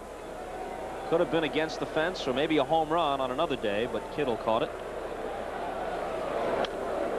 Goes to right field and foul. 0-2. But you wonder about the game yesterday, and everybody was concerned about the psychological effect on the Orioles, who did not play very well. In fact, the White Sox might have thrown with a couple of calls their way, and a base hit here or there could have thrown 10 runs and really embarrassed them. Maybe the thing the Orioles have after yesterday, they don't get too high or too low. He just misses inside. The fact that they weren't embarrassed on the scoreboard, just lost 2-1 instead of 10-1, that may have given them some consolation. They're not a team that gets too low. They have too many players with experience. The 1-2 at third base, Law to Pachorik, and they got him 2 down. Well, in a 5-week stretch, when they really settled things in the American League East, from mid-August to late September, the Orioles never lost 2 games in a row. So if that pattern can hold up here, then at least they go back to Chicago even up. August 24th through September 22nd, they were 25 wins and 5 losses. But that's become tradition with the Orioles to have fast finishes. They platoon a lot. Their players are well rested. Pitching staff is never overworked.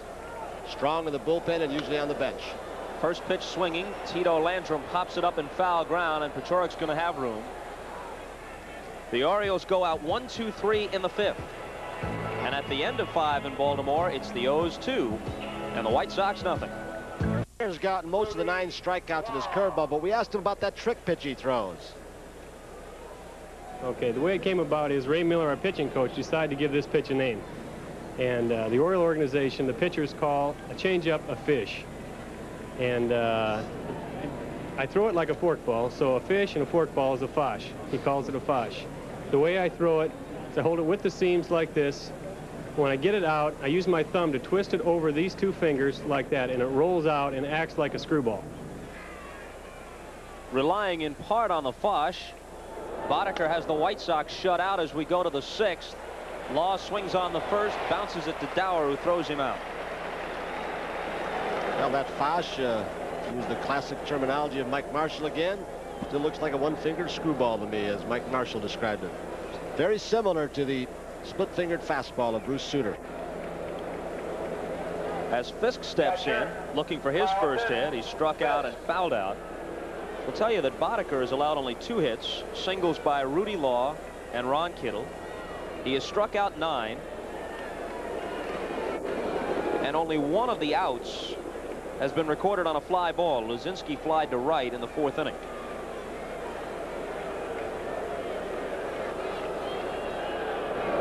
Even the 2 base hits were hit on the ground. Bob, when you look at the history of league championship series in both leagues, yeah, there have been a few high-scoring games, some blowouts, but generally speaking, they've been pitchers' battles. Relatively low scoring, and this appears to be heading in the same direction.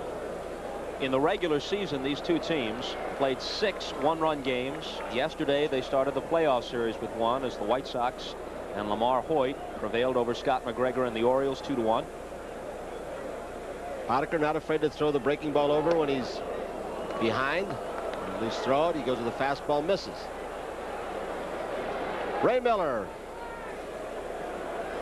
man we talked about, who you saw the illustrations in Science magazine, does a curveball breaker, doesn't it? Boddicker shows it does. Wow. On 4 pitches, he passes Fisk. That's the second walk issued by Boddicker. Boddicker couldn't believe it. Neither could Dempsey. Fisk did a good job of ducking that pitch. You can't forget about him. He's stolen 100 bases in his career. Runs very well for a catcher. Last season, he stole 17. It was a strike. He stole 17, was caught just 2 times. This year, they were much more aware of Pudge Fisk. But he was going to stay right there so Baines can try and hit the ball through that hole.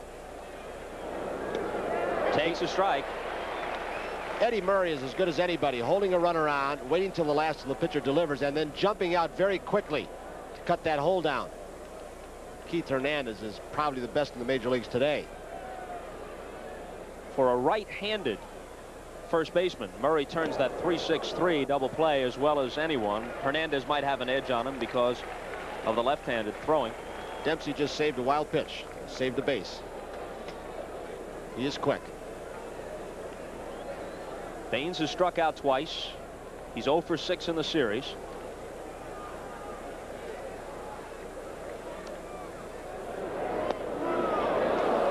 Two and one. Well, if you're looking for a man to get you back in the ballgame with one swing, you got the situation right here. Bruce has got Baines up, right-hander, left-hander, percentage in his favor. If he looks inside, Dempsey sitting outside. 2 and 2. Baines led the major leagues in game-winning RBIs this year.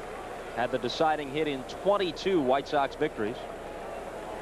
About that last pitch, taking something off it, running it away and down, got Baines, who was trying to pull the ball to go after a bad pitch. It should have been 3-1 if he'd laid off. He struck him out. That's number 10.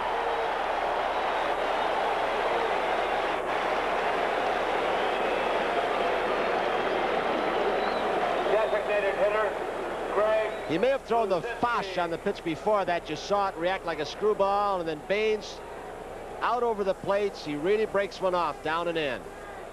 Got Baines, the way his ball is moving, to swing at 2 bad pitches. Now, Cal Ripken wants to have a conference with Boddicker, maybe to ask him which way he's going to pitch him. You're going to stay away so he doesn't beat you with one swing. I'll play up the middle. You're going to make him hit something down and in. As we look at Sammy Stewart, he pitched yesterday. Going to go down and in, try and make him hit that. I'll shade in the hole. And the ball hits it hard, but Cruz has it. What a play again. He covered about 4 steps on a very sharply hit ball. And he got it over to Dower for the force. So no runs, no hits, a walk. 1 is left after 5. He's struck by the lack of pretension in that kind of very innocent early dream. Here's Looking earlier back in the on ball some plays game. earlier. First and second situation, 1 out. Van Slaw struck out, Pachark thrown out. Here's a double by Renicky. Overthrow, Pachark backs it up. Now watch this throw. Over in the dugout, Renicky scores, and Singleton goes to second. So an error helps the Orioles to a run. That was the Singleton double later in the game. And that scored Renicky in the 4th. That was preceded by a walk. So look out, Ripken really levels one to left. Kittle going over, and it's off the wall. Ripken is around second, and he's in with a double on a ball which on another night I think would have been gone. Well, he said he wanted to be a minor league ball player when he was a kid, but his talents will take him far beyond those early horizons and maybe all the way to the Hall of Fame. Ripken, with that closed stance, has learned to look for pitches. Fisk sets up outside. He cuts a fastball inside. And many times, as Kittle caroms off the wall, backed up by Rudy Law, holding him to a double, somebody must have thrown something or said something to Ron Kittle, and now he wants an announcement made, and he's pointing out to a spectator, to the left field foul line umpire, Mike Riley. You may hear a PA announcement to ask the fans to settle back a little bit more. And Tony La Russa is going to go out, and not really to argue about anything, but really to calm down Kittle. they have got, I think, Kittle has pointed them out. The umpires now are saying, we know who he is, and one of these security guards is being taken out to left field, and I think they've got the person spotted out there. La Russa still trying to calm Kittle down. They'll make an announcement, but that security guard is heading out there along with some of the ushers here. Remember a few years ago when Jimmy Campbell of the Detroit Tigers, now the president of the ball club, was given away to general manager Frank LaJoie, but he closed the center field section. And then Haywood Sullivan in Boston, they put cameras out there to try and figure out who the culprits were. I would bet that even with Murray the slugger, the cleanup hitter, in this situation, the team player he is, he'll try and hit a ball the opposite way with Nautz and a man on second. See what he does. He struck out twice against Bannister. Taps this one foul. Pretty good pitch. Pull the string, trying to force him to pull the ball.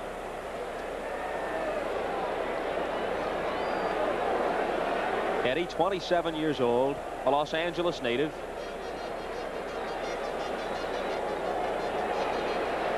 This man sets up pitchers as well as anybody. He can look bad early in the count on pitches, set you up for late in the ball game with men in base. Hits this one in the air to center field. It's chasing Rudy Law back, but he's going to have room with Ripken tagging. He's got it. Here comes Cal for third. Law has a notoriously weak arm. Ripken is in there. Would have been difficult for anybody with a strong arm to throw him out from there because it was relatively deep to left center field.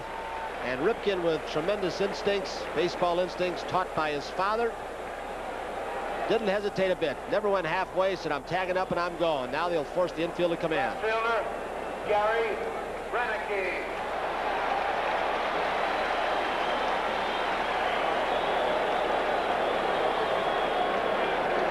Here's Ripken watching it all the way. And Cal Sr. tells him to hit the dirt. There's another Ripken, Billy, 18 years of age, who's in the Orioles system. He's an infielder playing Class A ball now. Gary Renicky has doubled and walked.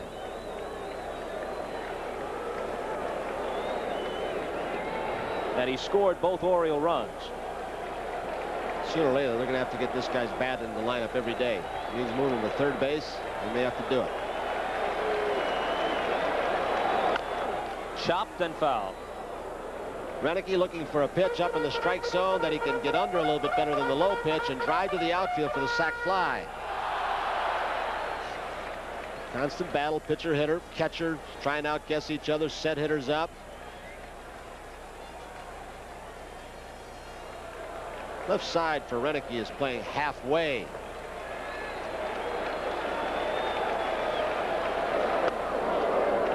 Inside 1-1.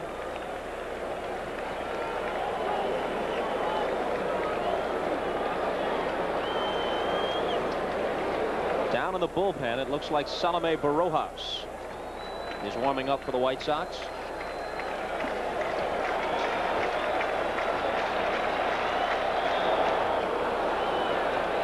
Fisk stays in front of it. 2-1. Pachorik down at first base is asking Durwood Merrill to check with one of the umpires on the bases. He thought that may have hit the bat and popped right out in front of the plate.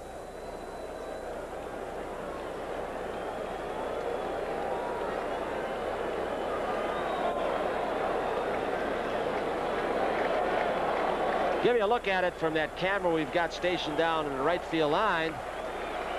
Now hit it way out in front of the plate and just popped off Fisk's chest protector. Now the 2-1. Swing and a miss, 2-2.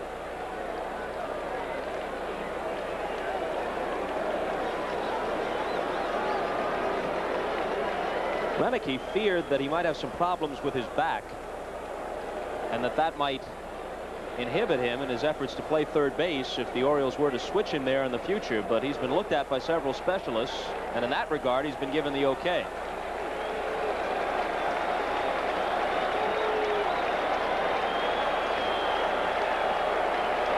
Two-two pitch. Hit deep to left. See you later. Kittle going back. This one is on its way. This one is gone.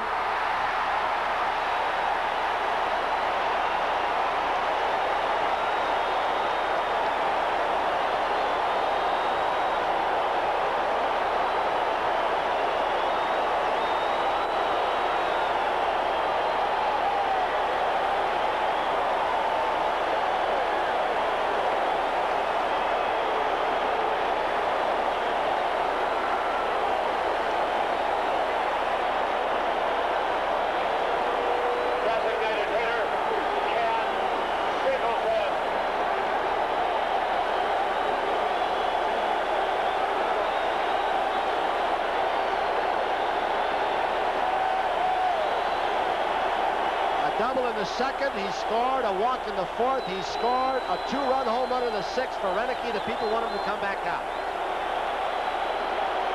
And the wind, which held up drives by Shelby and by Ripken. Shelby's ball caught, and Ripken's off the wall for a double. Could not stop that blast by Renicky into the teeth of the wind, and it cleared the wall by 20 feet. You probably could hear the resounding crack as it left the bat. Bannister and Fisk knew it by that. 1-1 to Singleton, with the O's now in front 4-0.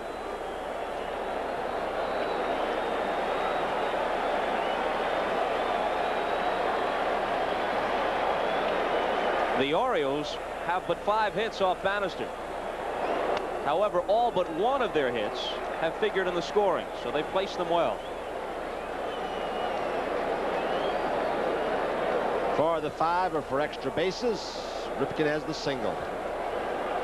He's also got a double in the sixth this inning. Vance Law takes it and throws Singleton out.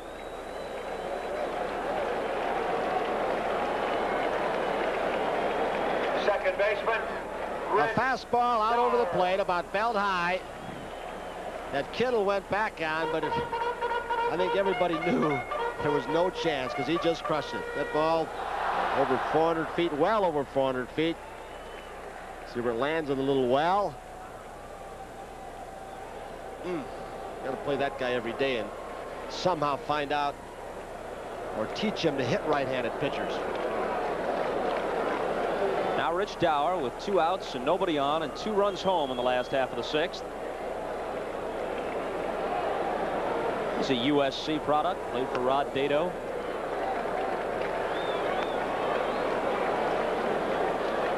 This telecast, as many of you probably know, is presented under the authority of Major League Baseball, intended for the entertainment of our audience. Any broadcast, retransmission, other use, that's called a strike, and Dower stares in disbelief. The use of the contents of this telecast without the express written consent of Major League Baseball is prohibited. Gary Renicky and Cal Ripken at the water cooler. Here's what the left fielders have done. Lowenstein, Renicky, occasional Benny Ayala. I think Dwyer's played out there a little bit, but most of the damage by Lowenstein and Renicky. 2-1 pitch. At shortstop, Fletcher backs up but has time and gets him. But on a double by Ripken and a home run by Renicky, the Orioles throw 2 more up on the board and lead 4-0 after 6. We'll be right back after his biggest stars. Pachorik fouls it away. Well, no wonder Bryant Gumbel got out of sports. Carol Baker talking with him tomorrow about her private moments with some of Hollywood's biggest stars. Broadway dancer Ann Reinking. A story on mail order catalogs, all that and more. It starts at 7 a.m. on the Today Show tomorrow morning. 2 quick strikes to Pachorik. Boddicker has already struck out 10. So that great curveball he's got tonight, reminiscent of Cy Young Award winner Steve Stone, now a broadcaster, who had that great breaking ball when he won 25 for the Orioles a couple of years back. And you got a Boddicker, get a guy like Harold Baines, who doesn't strike out that often for a slugger. It's 85 times and over 600 plate appearances. He's got Baines 3 times tonight. Maybe an indication that Harold Baines has been pressing in front of the hometown crowd. Probably more the tribute to this guy's great curveball. That one really broke but missed. 3-2. He has not been afraid to go to that curveball 3-2. That's what he did with Vance Law when they had a strikeout throw out at third base earlier in the ball game. Off the fists on the pop-up, it chases Dower back and Landrum in, and Tito will take it. That last swing by Pachorik very graphically showed how much the White Sox hitters have tried to protect the plate, go into a crouch, cut down their swing, and just try to put the ball in play with this guy. Watch Pachorik. He's just very tentatively swinging at that breaking ball.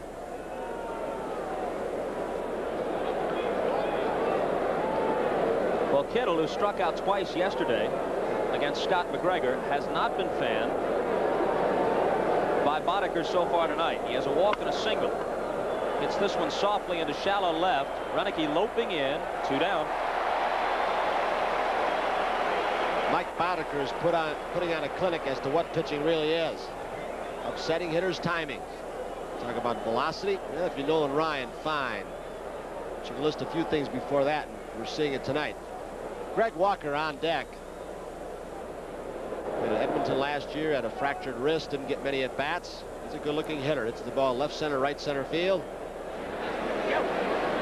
She's got to be awfully proud tonight. The wife of Mike Boddicker. She is seeing her husband Greg Walker. put a lot of movement on the baseball, change speeds, and he's at outstanding location on that curveball. So Walker now bats for Vance Law. Walker in the opening game of the season was the first baseman for this White Sox club, and then their defense really tumbled. Left side was weak. He made a couple of errors in the opening game, and then La Russa set him down, thought he wasn't ready yet. But he's been used very well in the tuning situations at time at first base, DHing on occasion.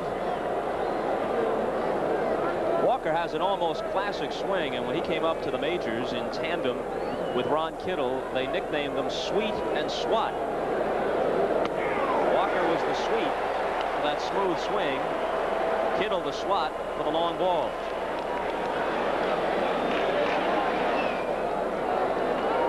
Looking for 11 right here. He got it.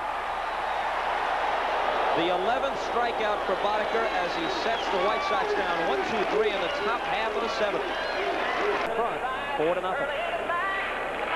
Handful of White Sox with playoff experience, first with Detroit in 1972, more recently with the Yankees, replaces Vance Law at third after Walker hit for Law in the top half of the inning. The numbers on Barajas from Mexico. An excellent last 6 weeks this year.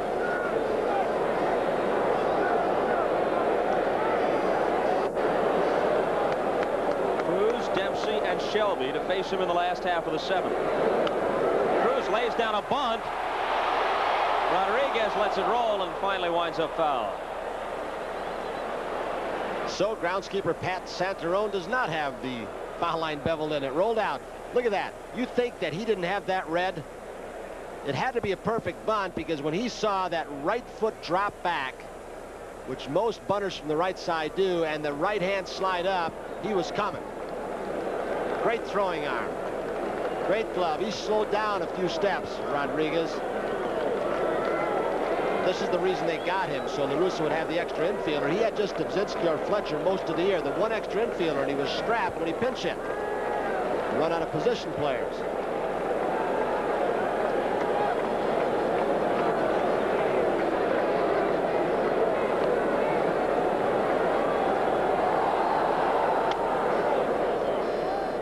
Fisk wants him to check, but it's called a ball, 1-1. Both bullpens going now.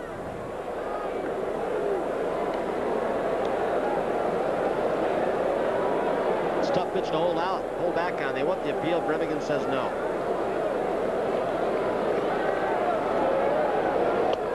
Swing and a miss, 1-2. You know, good third baseman, decoy hitters an awful lot. Brooks did it so well. The best I ever saw is Greg Nettles, a great Yankee third baseman. They'll play back like they're not looking, and when the hitter looks at them, they'll creep in. They'll do the opposite, play in. When the hitter looks them in the eye, they'll back off. A little cat and mouse game that you sometimes don't see even in the ballpark or on your television screen. 2-2 pitch from Barajas to Cruz. Fletcher at shortstop. 1 down. With Barajas coming in here in the 7th, the book complete, of course, on Bannister. He worked 6 innings, gave up 4 runs, 3 of them earned, 5 hits. He struck out 5 and he walked 1. Rick Dempsey.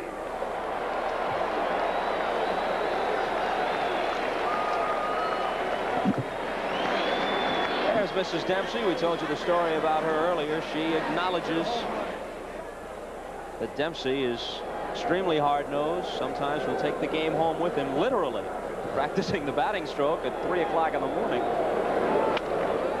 Rips this one down the right field line, and a foul ball. There is precious little foul ground between the line and the stands. And that ball found what little there is. Jim McKeon down in the right field corner. He was, of course, behind home plate. That's the rotation. And Dempsey has caught a marvelous ball game as a Cy Young Award winner. Call him Cy Old around here in the bullpen, Jim Palmer. He pitched well his last start. Gave up 2 hits in about 7 innings. Went down in the rehabilitation program, Hagerstown, Maryland, early in the season. He's been the first to say, I don't deserve to start in this league championship series. Too many men pitched better than I did. Barojas tips off his glove, and Cruz is there to pick it up and throw Dempsey out. Is he quick, Bob? That's the way he used to play basketball, I understand. Center fielder. He started up the middle, Julio Cruz, and as soon as it ticked the glove of Barojas, Juan Augusto with Dave Duncan. We've mentioned, no, that's Art Kushner. Augusto, sinker ball, little slider. That's the spot where the White Sox were concerned because Kevin Hickey, who has really, he's a left-hander, not eligible for this league championship series. He's been on the disabled list for a good 2 months. Left-handed hitter spear hitting against him. That's why they moved Kuzma down there. He got crossed up. I think Fisk called breaking ball, and Barojas threw a sinker. Looked like it got him on the leg. Foot. But right near the end of the season, a decision La Russa had to make, as we'll watch this again. I guess he wasn't crossed up. He just tried to smother it and get out of the way. They were thinking of Britt Burns or Kuzma in the bullpen, and they decided on Kuzma.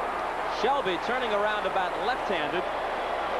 Slaps it into center field for a base hit, so a 2-out single for Shelby. He led the Orioles in stolen bases this year with 15 and was caught only twice.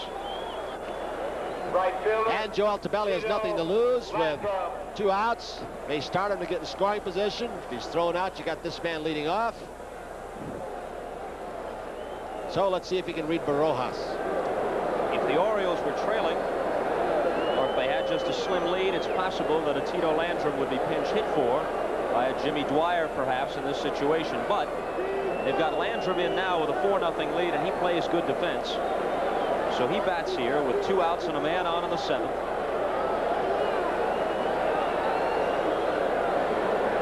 And he's going on the first pitch. The throw from Fisk. He stole it. Fortunately, this catches the arm of Shelby as he slid and prevented it to going to center field where Fisk would have been charged with an error. Pudge Fisk has been throwing much better this year. Early in the season, he struggled. He boxed a lot of balls. He was so concerned. People saying he was washed up. Cruz lets the runner get between him and the ball. Pudge did not have a very good pitch to throw on. Down, he had to backhand it. Ball drifted into the runner.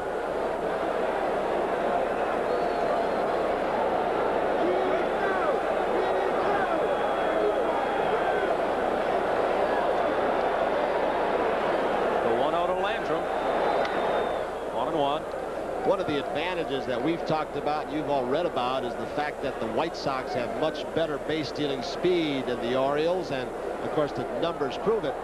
But during the regular season, is what Fisk did this season. Seems awfully low, is that right?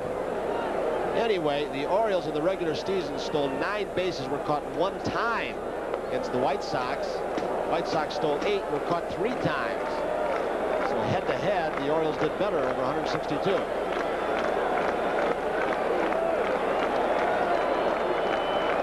1-1 pitch. Threw it right by him, 1-2.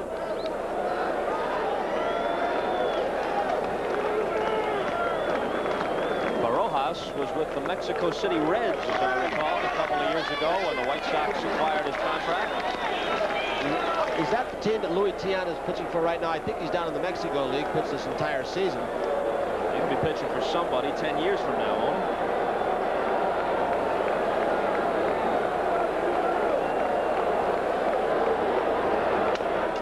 Might have broken his bat. Taps it foul. These are the situations that Don Sutton alluded to in his little pregame talk with Bill McAtee. They were talking about these 2 teams, and Sutton says his team, the Milwaukee Brewers, is probably better than anybody.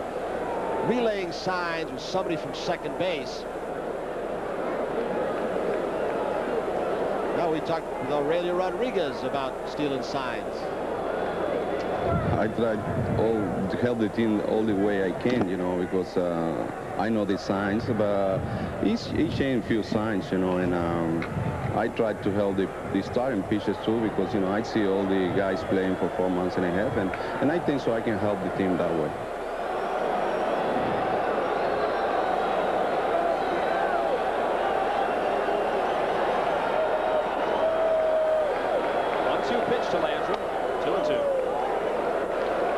Helped them yesterday. We had the shots of him in the dugout, Aurelio Rodriguez, as the bunt was on.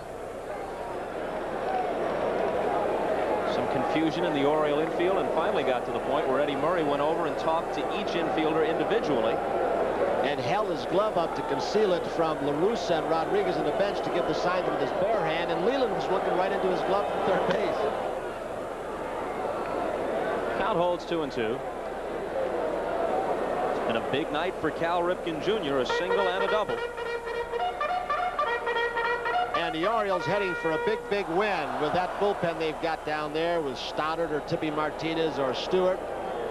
And at this point, it appears they'll go into Comiskey Park. We'll have at least a game 4. It isn't over, but when you get a bullpen like the Orioles, as successful as they've been, it is tough to come back on. It looked like they needed to be Bonaker's throwing, however. He just missed. He just missed the outside corner. So it's full to Landrum. Watch Fisk hold it right there. That is a tough pitch to see for umpires with the inside protector. Pitchers love it because they may get a little bit of that outside corner, but you're almost looking through the catcher's head when you set up on the inside. Gerald Merrill was not set up on the inside corner as much as most. Pretty much stays over the center of the catcher's head.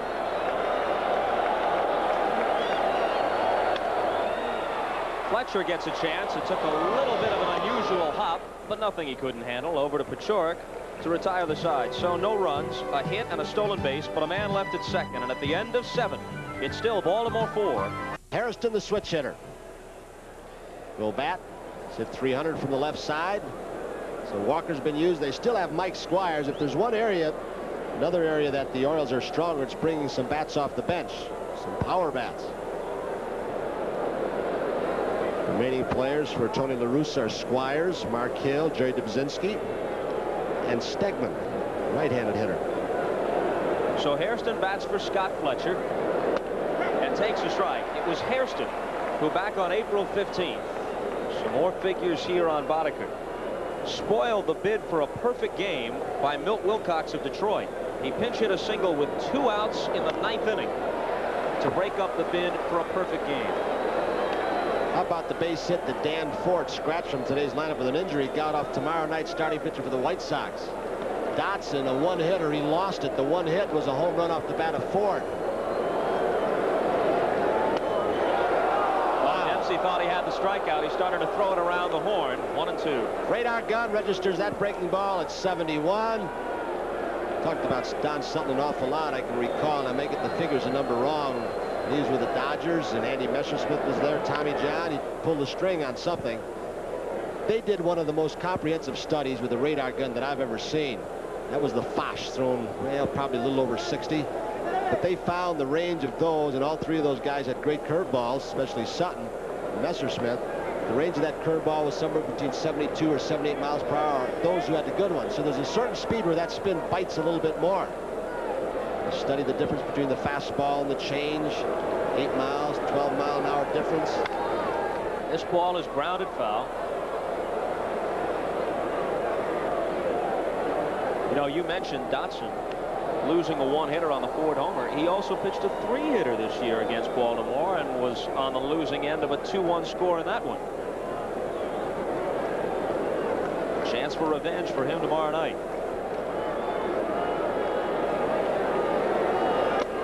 Hairston held up. No, he tipped it. He tipped it. Dempsey held it.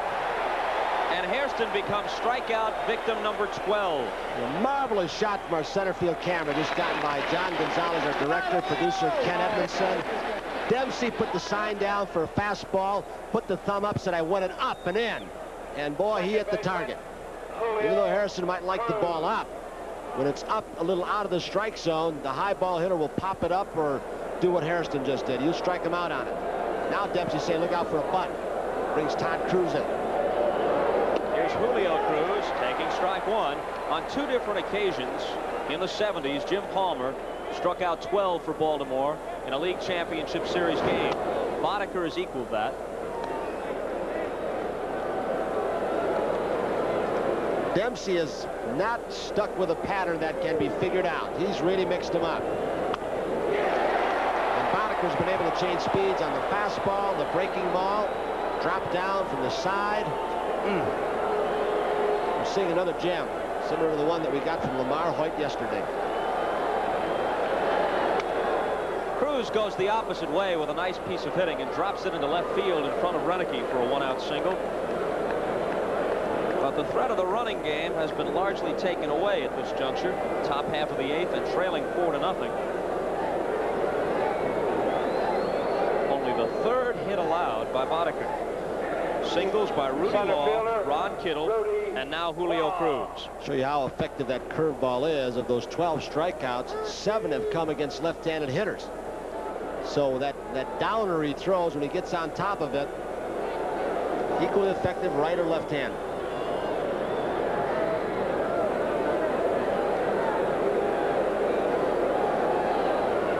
Just in case.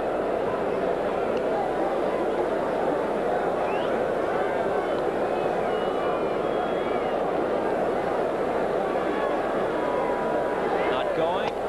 Ball 1.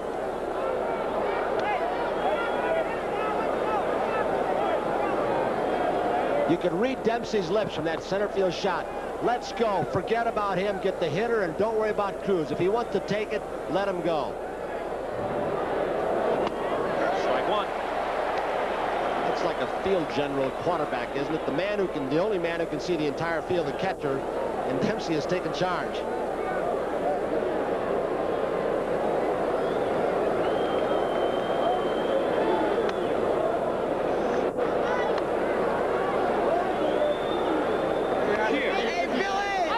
Orioles bullpen going. Should Boddicker tire? Hang a few more curveballs. He tried to overthrow one right there. A lot of breaking balls. Sometimes they can wear on your elbow and shoulder.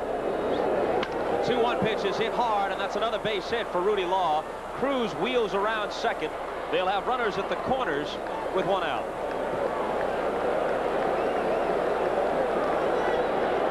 So Rudy Law has dispelled any doubts about his ability to hit Baltimore pitching. That's his 5th hit of the series. Sammy Stewart, he pitched yesterday. Tippy Martinez gave him 2 innings yesterday. They're going. Dempsey will now go out, talk to Boddicker, give the 2 relievers a little more time.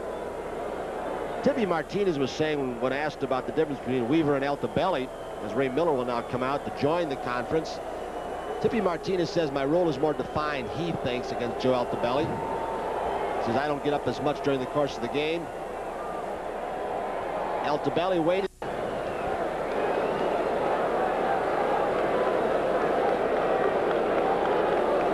It is so difficult for a hitter to sit on a pitch, which means he's looking for a pitch in a certain area off Boddicker the way he's been mixing them up.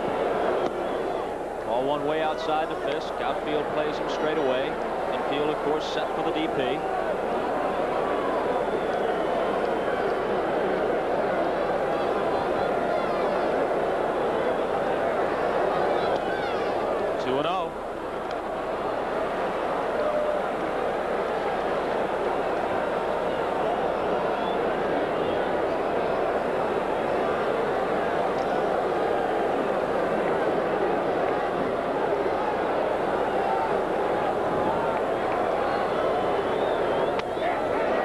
A strike, 2-1.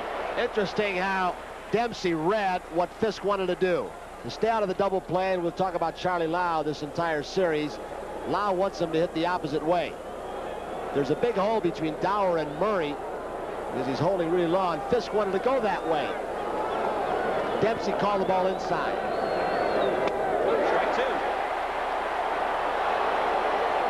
The curveball is on Pudge Fisk's mind. He threw 2 fastballs by him.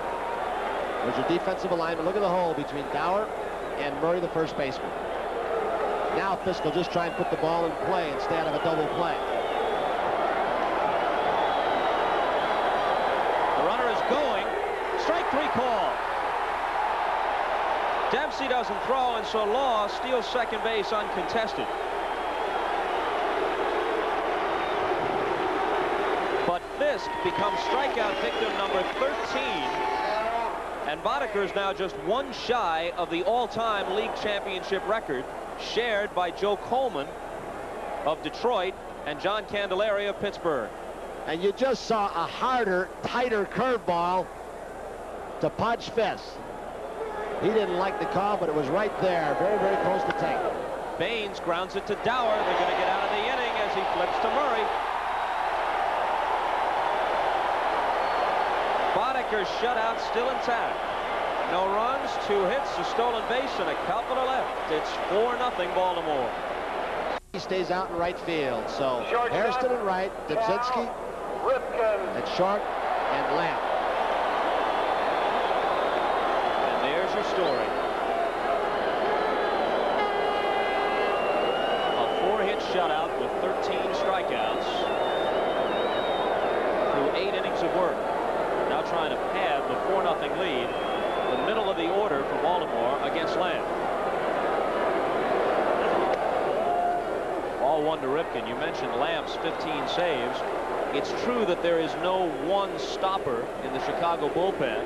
This guy would be the guy if you were looking to nominate somebody. It's kind of been a bullpen by committee, but they've had 48 saves as a group, and only Kansas City had more total saves with the great Dan Quisenberry in the entire league. So as a group, they've gotten the job done, even though there hasn't been one shining star. Quisenberry with 45, breaking the major league record set by Canadian John Hiller with the Tigers. He had 38. There's the sinker. On the ground to third, Rodriguez. Long throw in the dirt. He's out the bag. He is. You're right.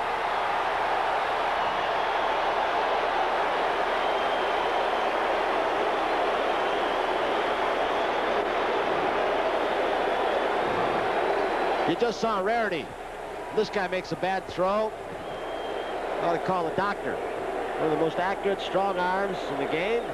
He pulls Pachorka, makes a nice scoop off the bag. Good camera work, fellas. Okay, this is a chance for Tony La Russa in this ball game to give some of his players some work, take a little bit of the jitters away. Lamb cannot sit in that bullpen too long, or he throws a little too hard and the sinker ball straightens out.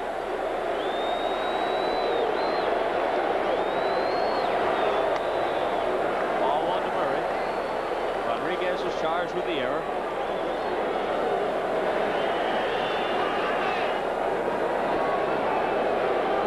It's the second error for Chicago tonight. The first led to Baltimore's first run. 1-1.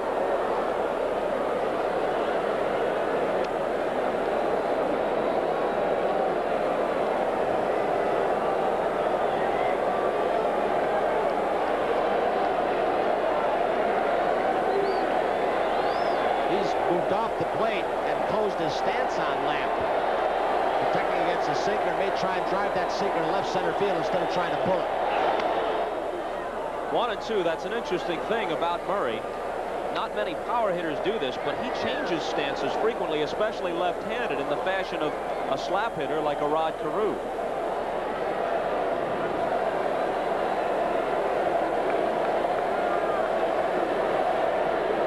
He was open last night, open right-handed today.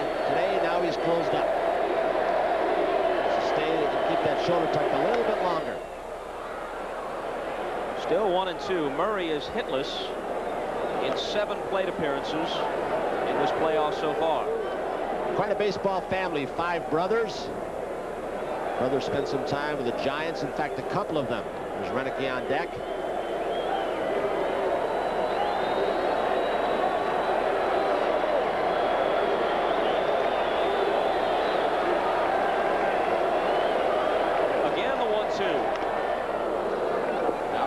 Stay alive.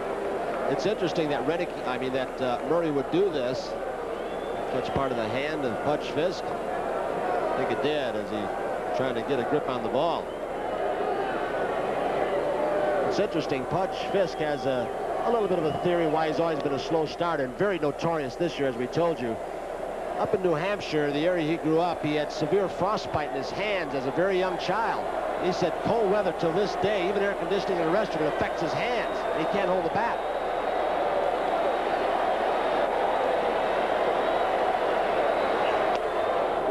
Just outside, 2-2. Dick Tidrow, they call him Dirt. The man that Ron Guidry says taught him how to pitch, along with Jerry Koosman, the left-hander. Some said was washed up. Went back to Minnesota, 120 for Calvin Griffith.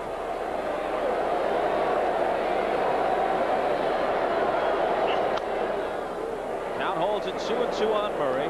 Renicky, who's been the hero, is on deck. The offensive hero, that is. Scored 3 runs. He's doubled. He's walked, and a big 2-run home run that may have put this game out of reach. That bullpen the Orioles have. His story is going to be something of a sidebar, though. The headline will belong to Boddicker if things stay as they are. The 2-2. Murray hanging in there against Lamb.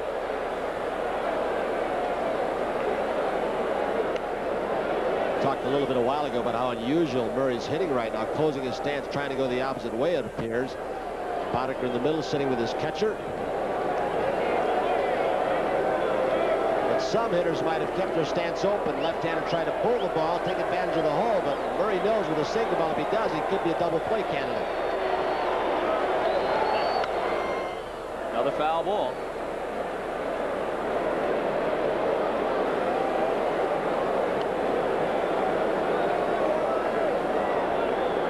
A 306 hitter for the season, 33 homers, 111 runs driven home, and 86 walks.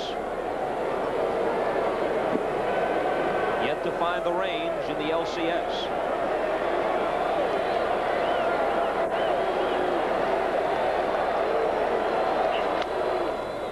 Foul ball again. Just past Jimmy Williams in the first base coaching box. Williams is the guy who has Earl Weaver's famous cards on every player and what the Oriole players do against each pitcher around the league. All the information that Earl compiled, he bequeathed to Williams, who is keeping them for Aldebelli, and occasionally Joe will check with him for some information.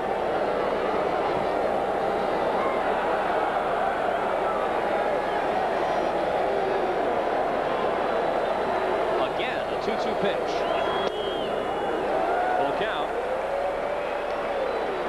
A man who was somewhat instrumental in helping Eddie Murray along when he was hitting instructor for this Oriole club, then went over to manage the Kansas City Royals for an American League pennant. Jimmy Fry was announced today. He's been given the Chicago Cubs managerial job.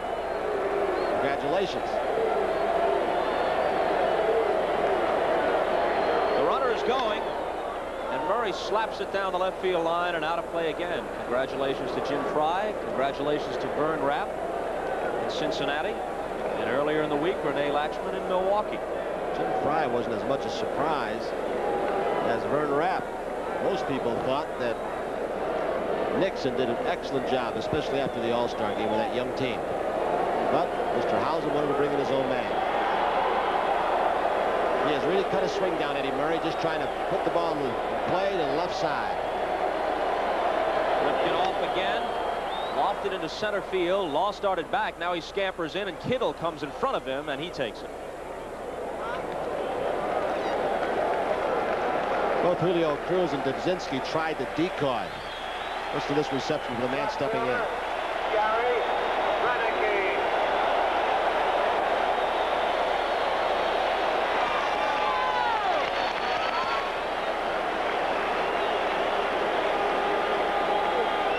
Here's what Rhino has done tonight.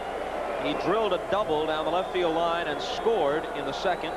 He walked and scored on Singleton's double in the fourth, and he belted a 2-run homer to score Ripken ahead of him in the sixth.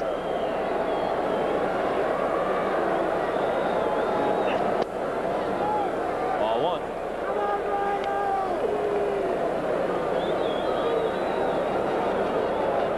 Do you think off the showing on Renicky's day today that when Britt Burns pitches and if we go to game 5 in this thing that he might move him to third base to get more offense?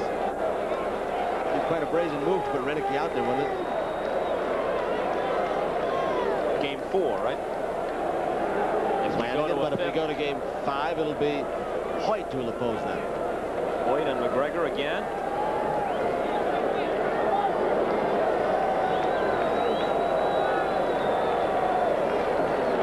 Dotson and Flanagan tomorrow night. And on Saturday afternoon, Britt Burns for Chicago, Storm Davis for Baltimore.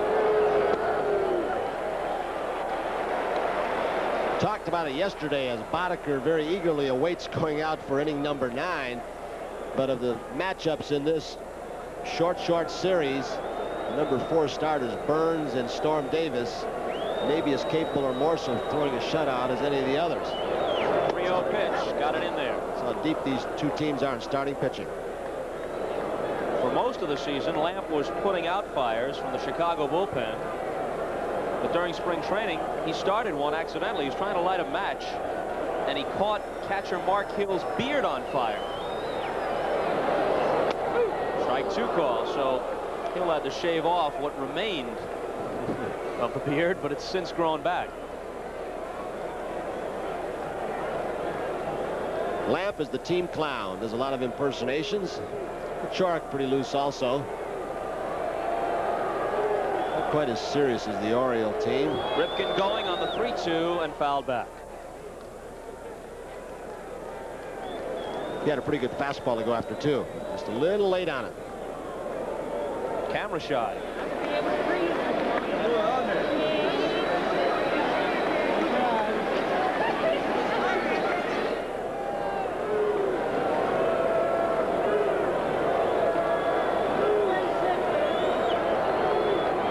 Ripken is off again, and he walked him.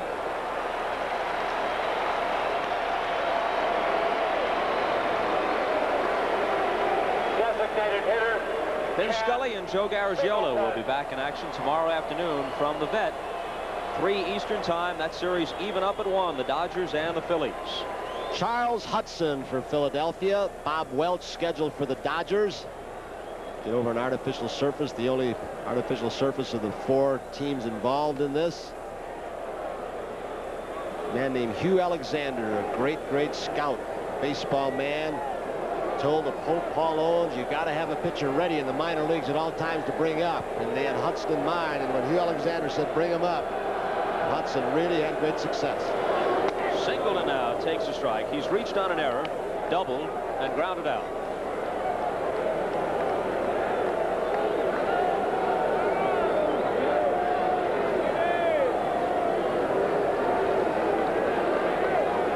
Tony La Russa.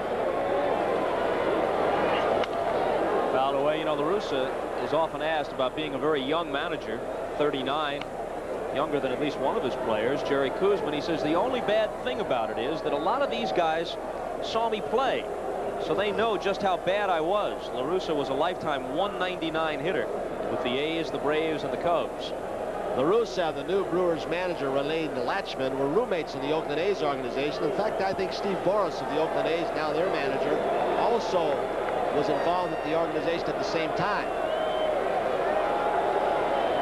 The 0-2 to Singleton. 1-2. Ripken, who reached on the Rodriguez error, is at second.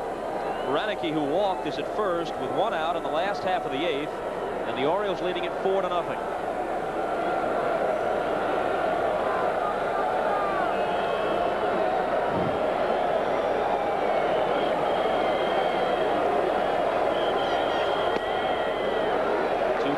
Strikes.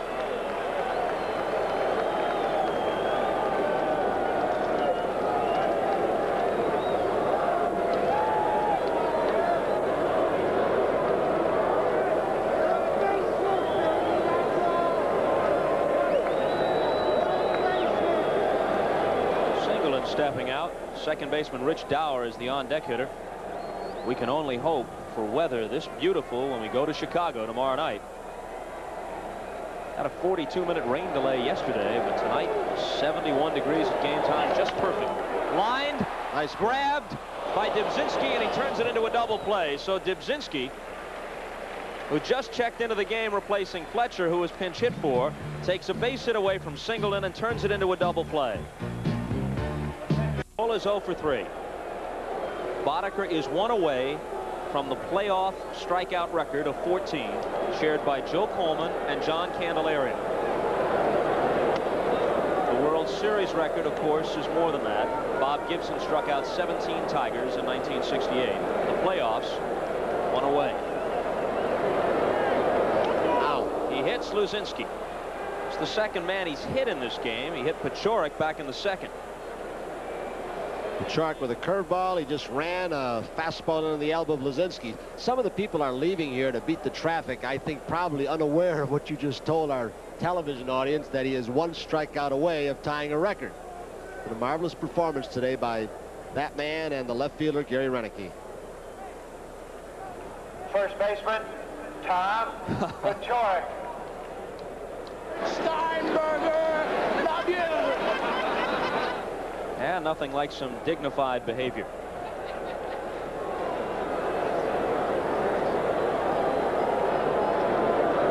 Paciorek takes a strike. Murray, of course, playing behind Luzinski.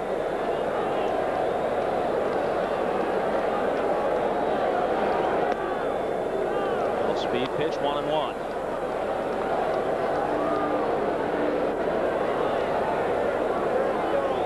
A little surprised that even at this state, La Russa wouldn't put a pinch runner in for Luzinski. Maybe try and break up a double play to keep an inning going. It's 4-0, but silly things happen in this game.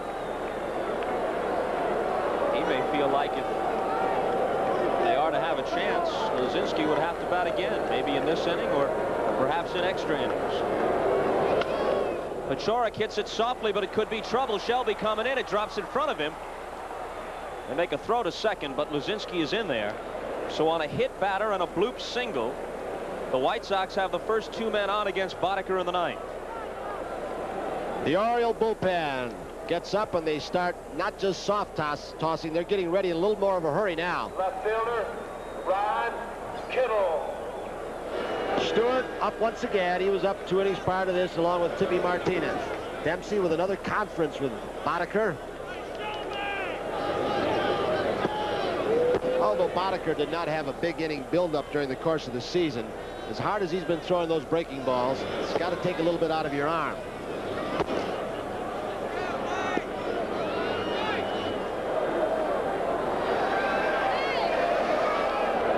Kittle is 1 for 2 with a walk. Takes a breaking ball for a strike. Aurelio Rodriguez is on deck. A slow roller. Cruz comes in. Quick throw. Got it. He has played a brilliant third base in these 2 ball games, even though that one line drive got by him off the bat of Paciorek yesterday. Look at how quickly he reacts. For a player moving from shortstop to third base, I think this is the toughest play to adjust to. The top ball at shortstop, you've got a little more time, and you've got the third baseman to cut in front of you and take that ball if it's hit at shortstop. But he reacted quickly. He knew he could not waste any time, and with that powerful throwing arm, threw a bullet.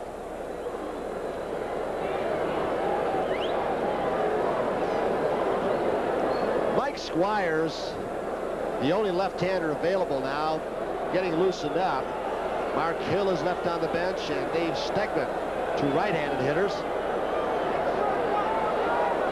So Rodriguez will be hit for with Squires.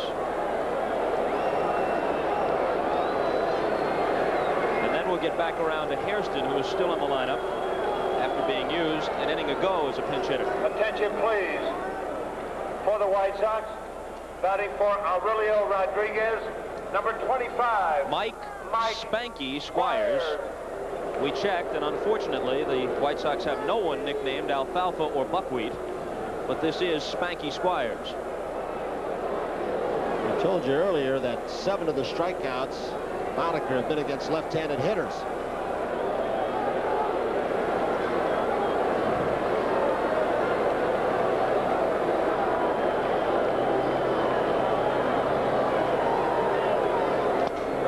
Bat goes flying, and it's strike 1.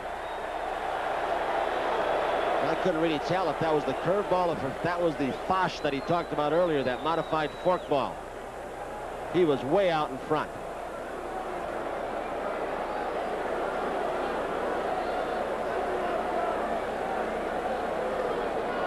Show you how badly Squires gets fooled on this. Curveball. Curveball. You could see that wrist flop over. Finger poised up. In fact, he looked like he threw a knuckle curve right there. It's like Don Sutton throws. Little squibber, which Boddicker fields and throws him out. So, although the Oriole infield obviously was playing back, willing to concede the run, on that ball, nobody was going anywhere, so the shutout remains intact.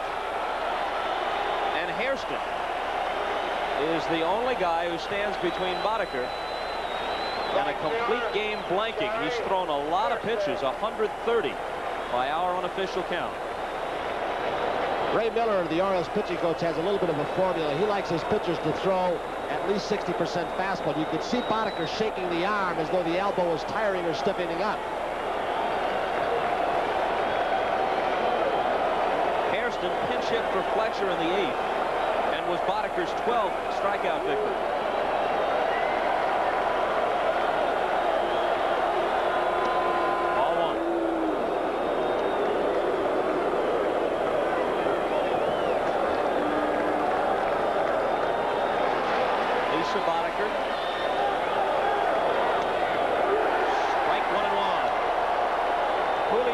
Is on deck, and if he gets to bat, it'll be the tying run.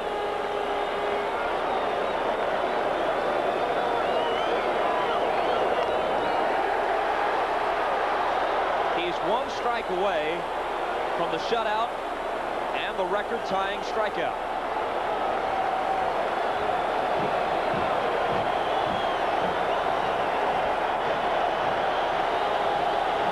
Better than 50,000 on their feet at Memorial Stadium.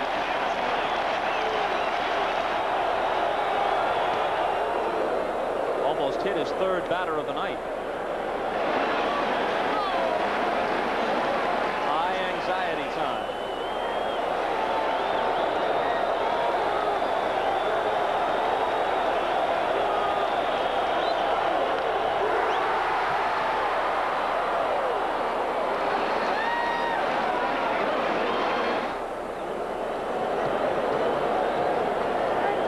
Two balls, two strikes.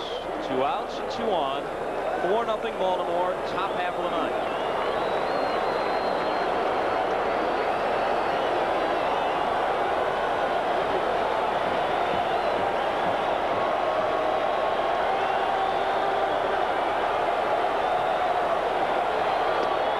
Ooh, it just missed.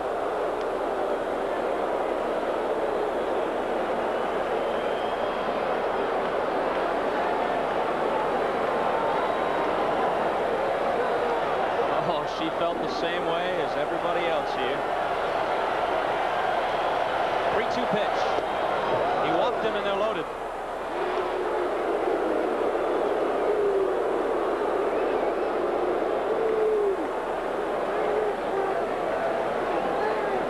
Julio Cruz now, he hit only 3 home runs during the season.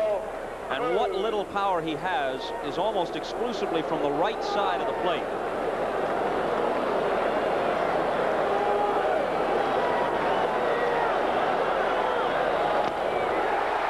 One.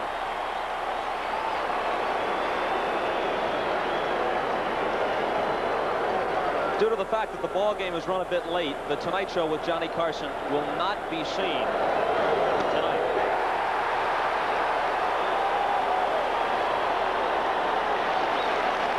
He's got the situation set up now, doesn't he? Tying run at the plate in Cruz, but he's way ahead 0-2, and he's not going to take it downtown. Cruz gets a piece of it, and it is a foul ball by inches.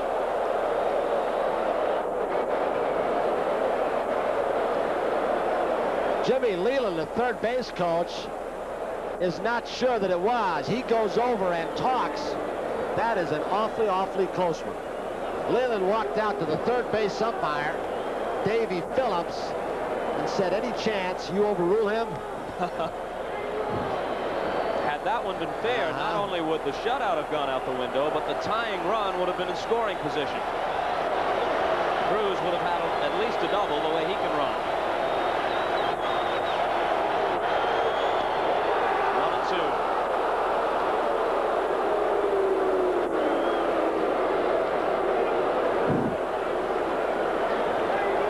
One pitch and manslaughter.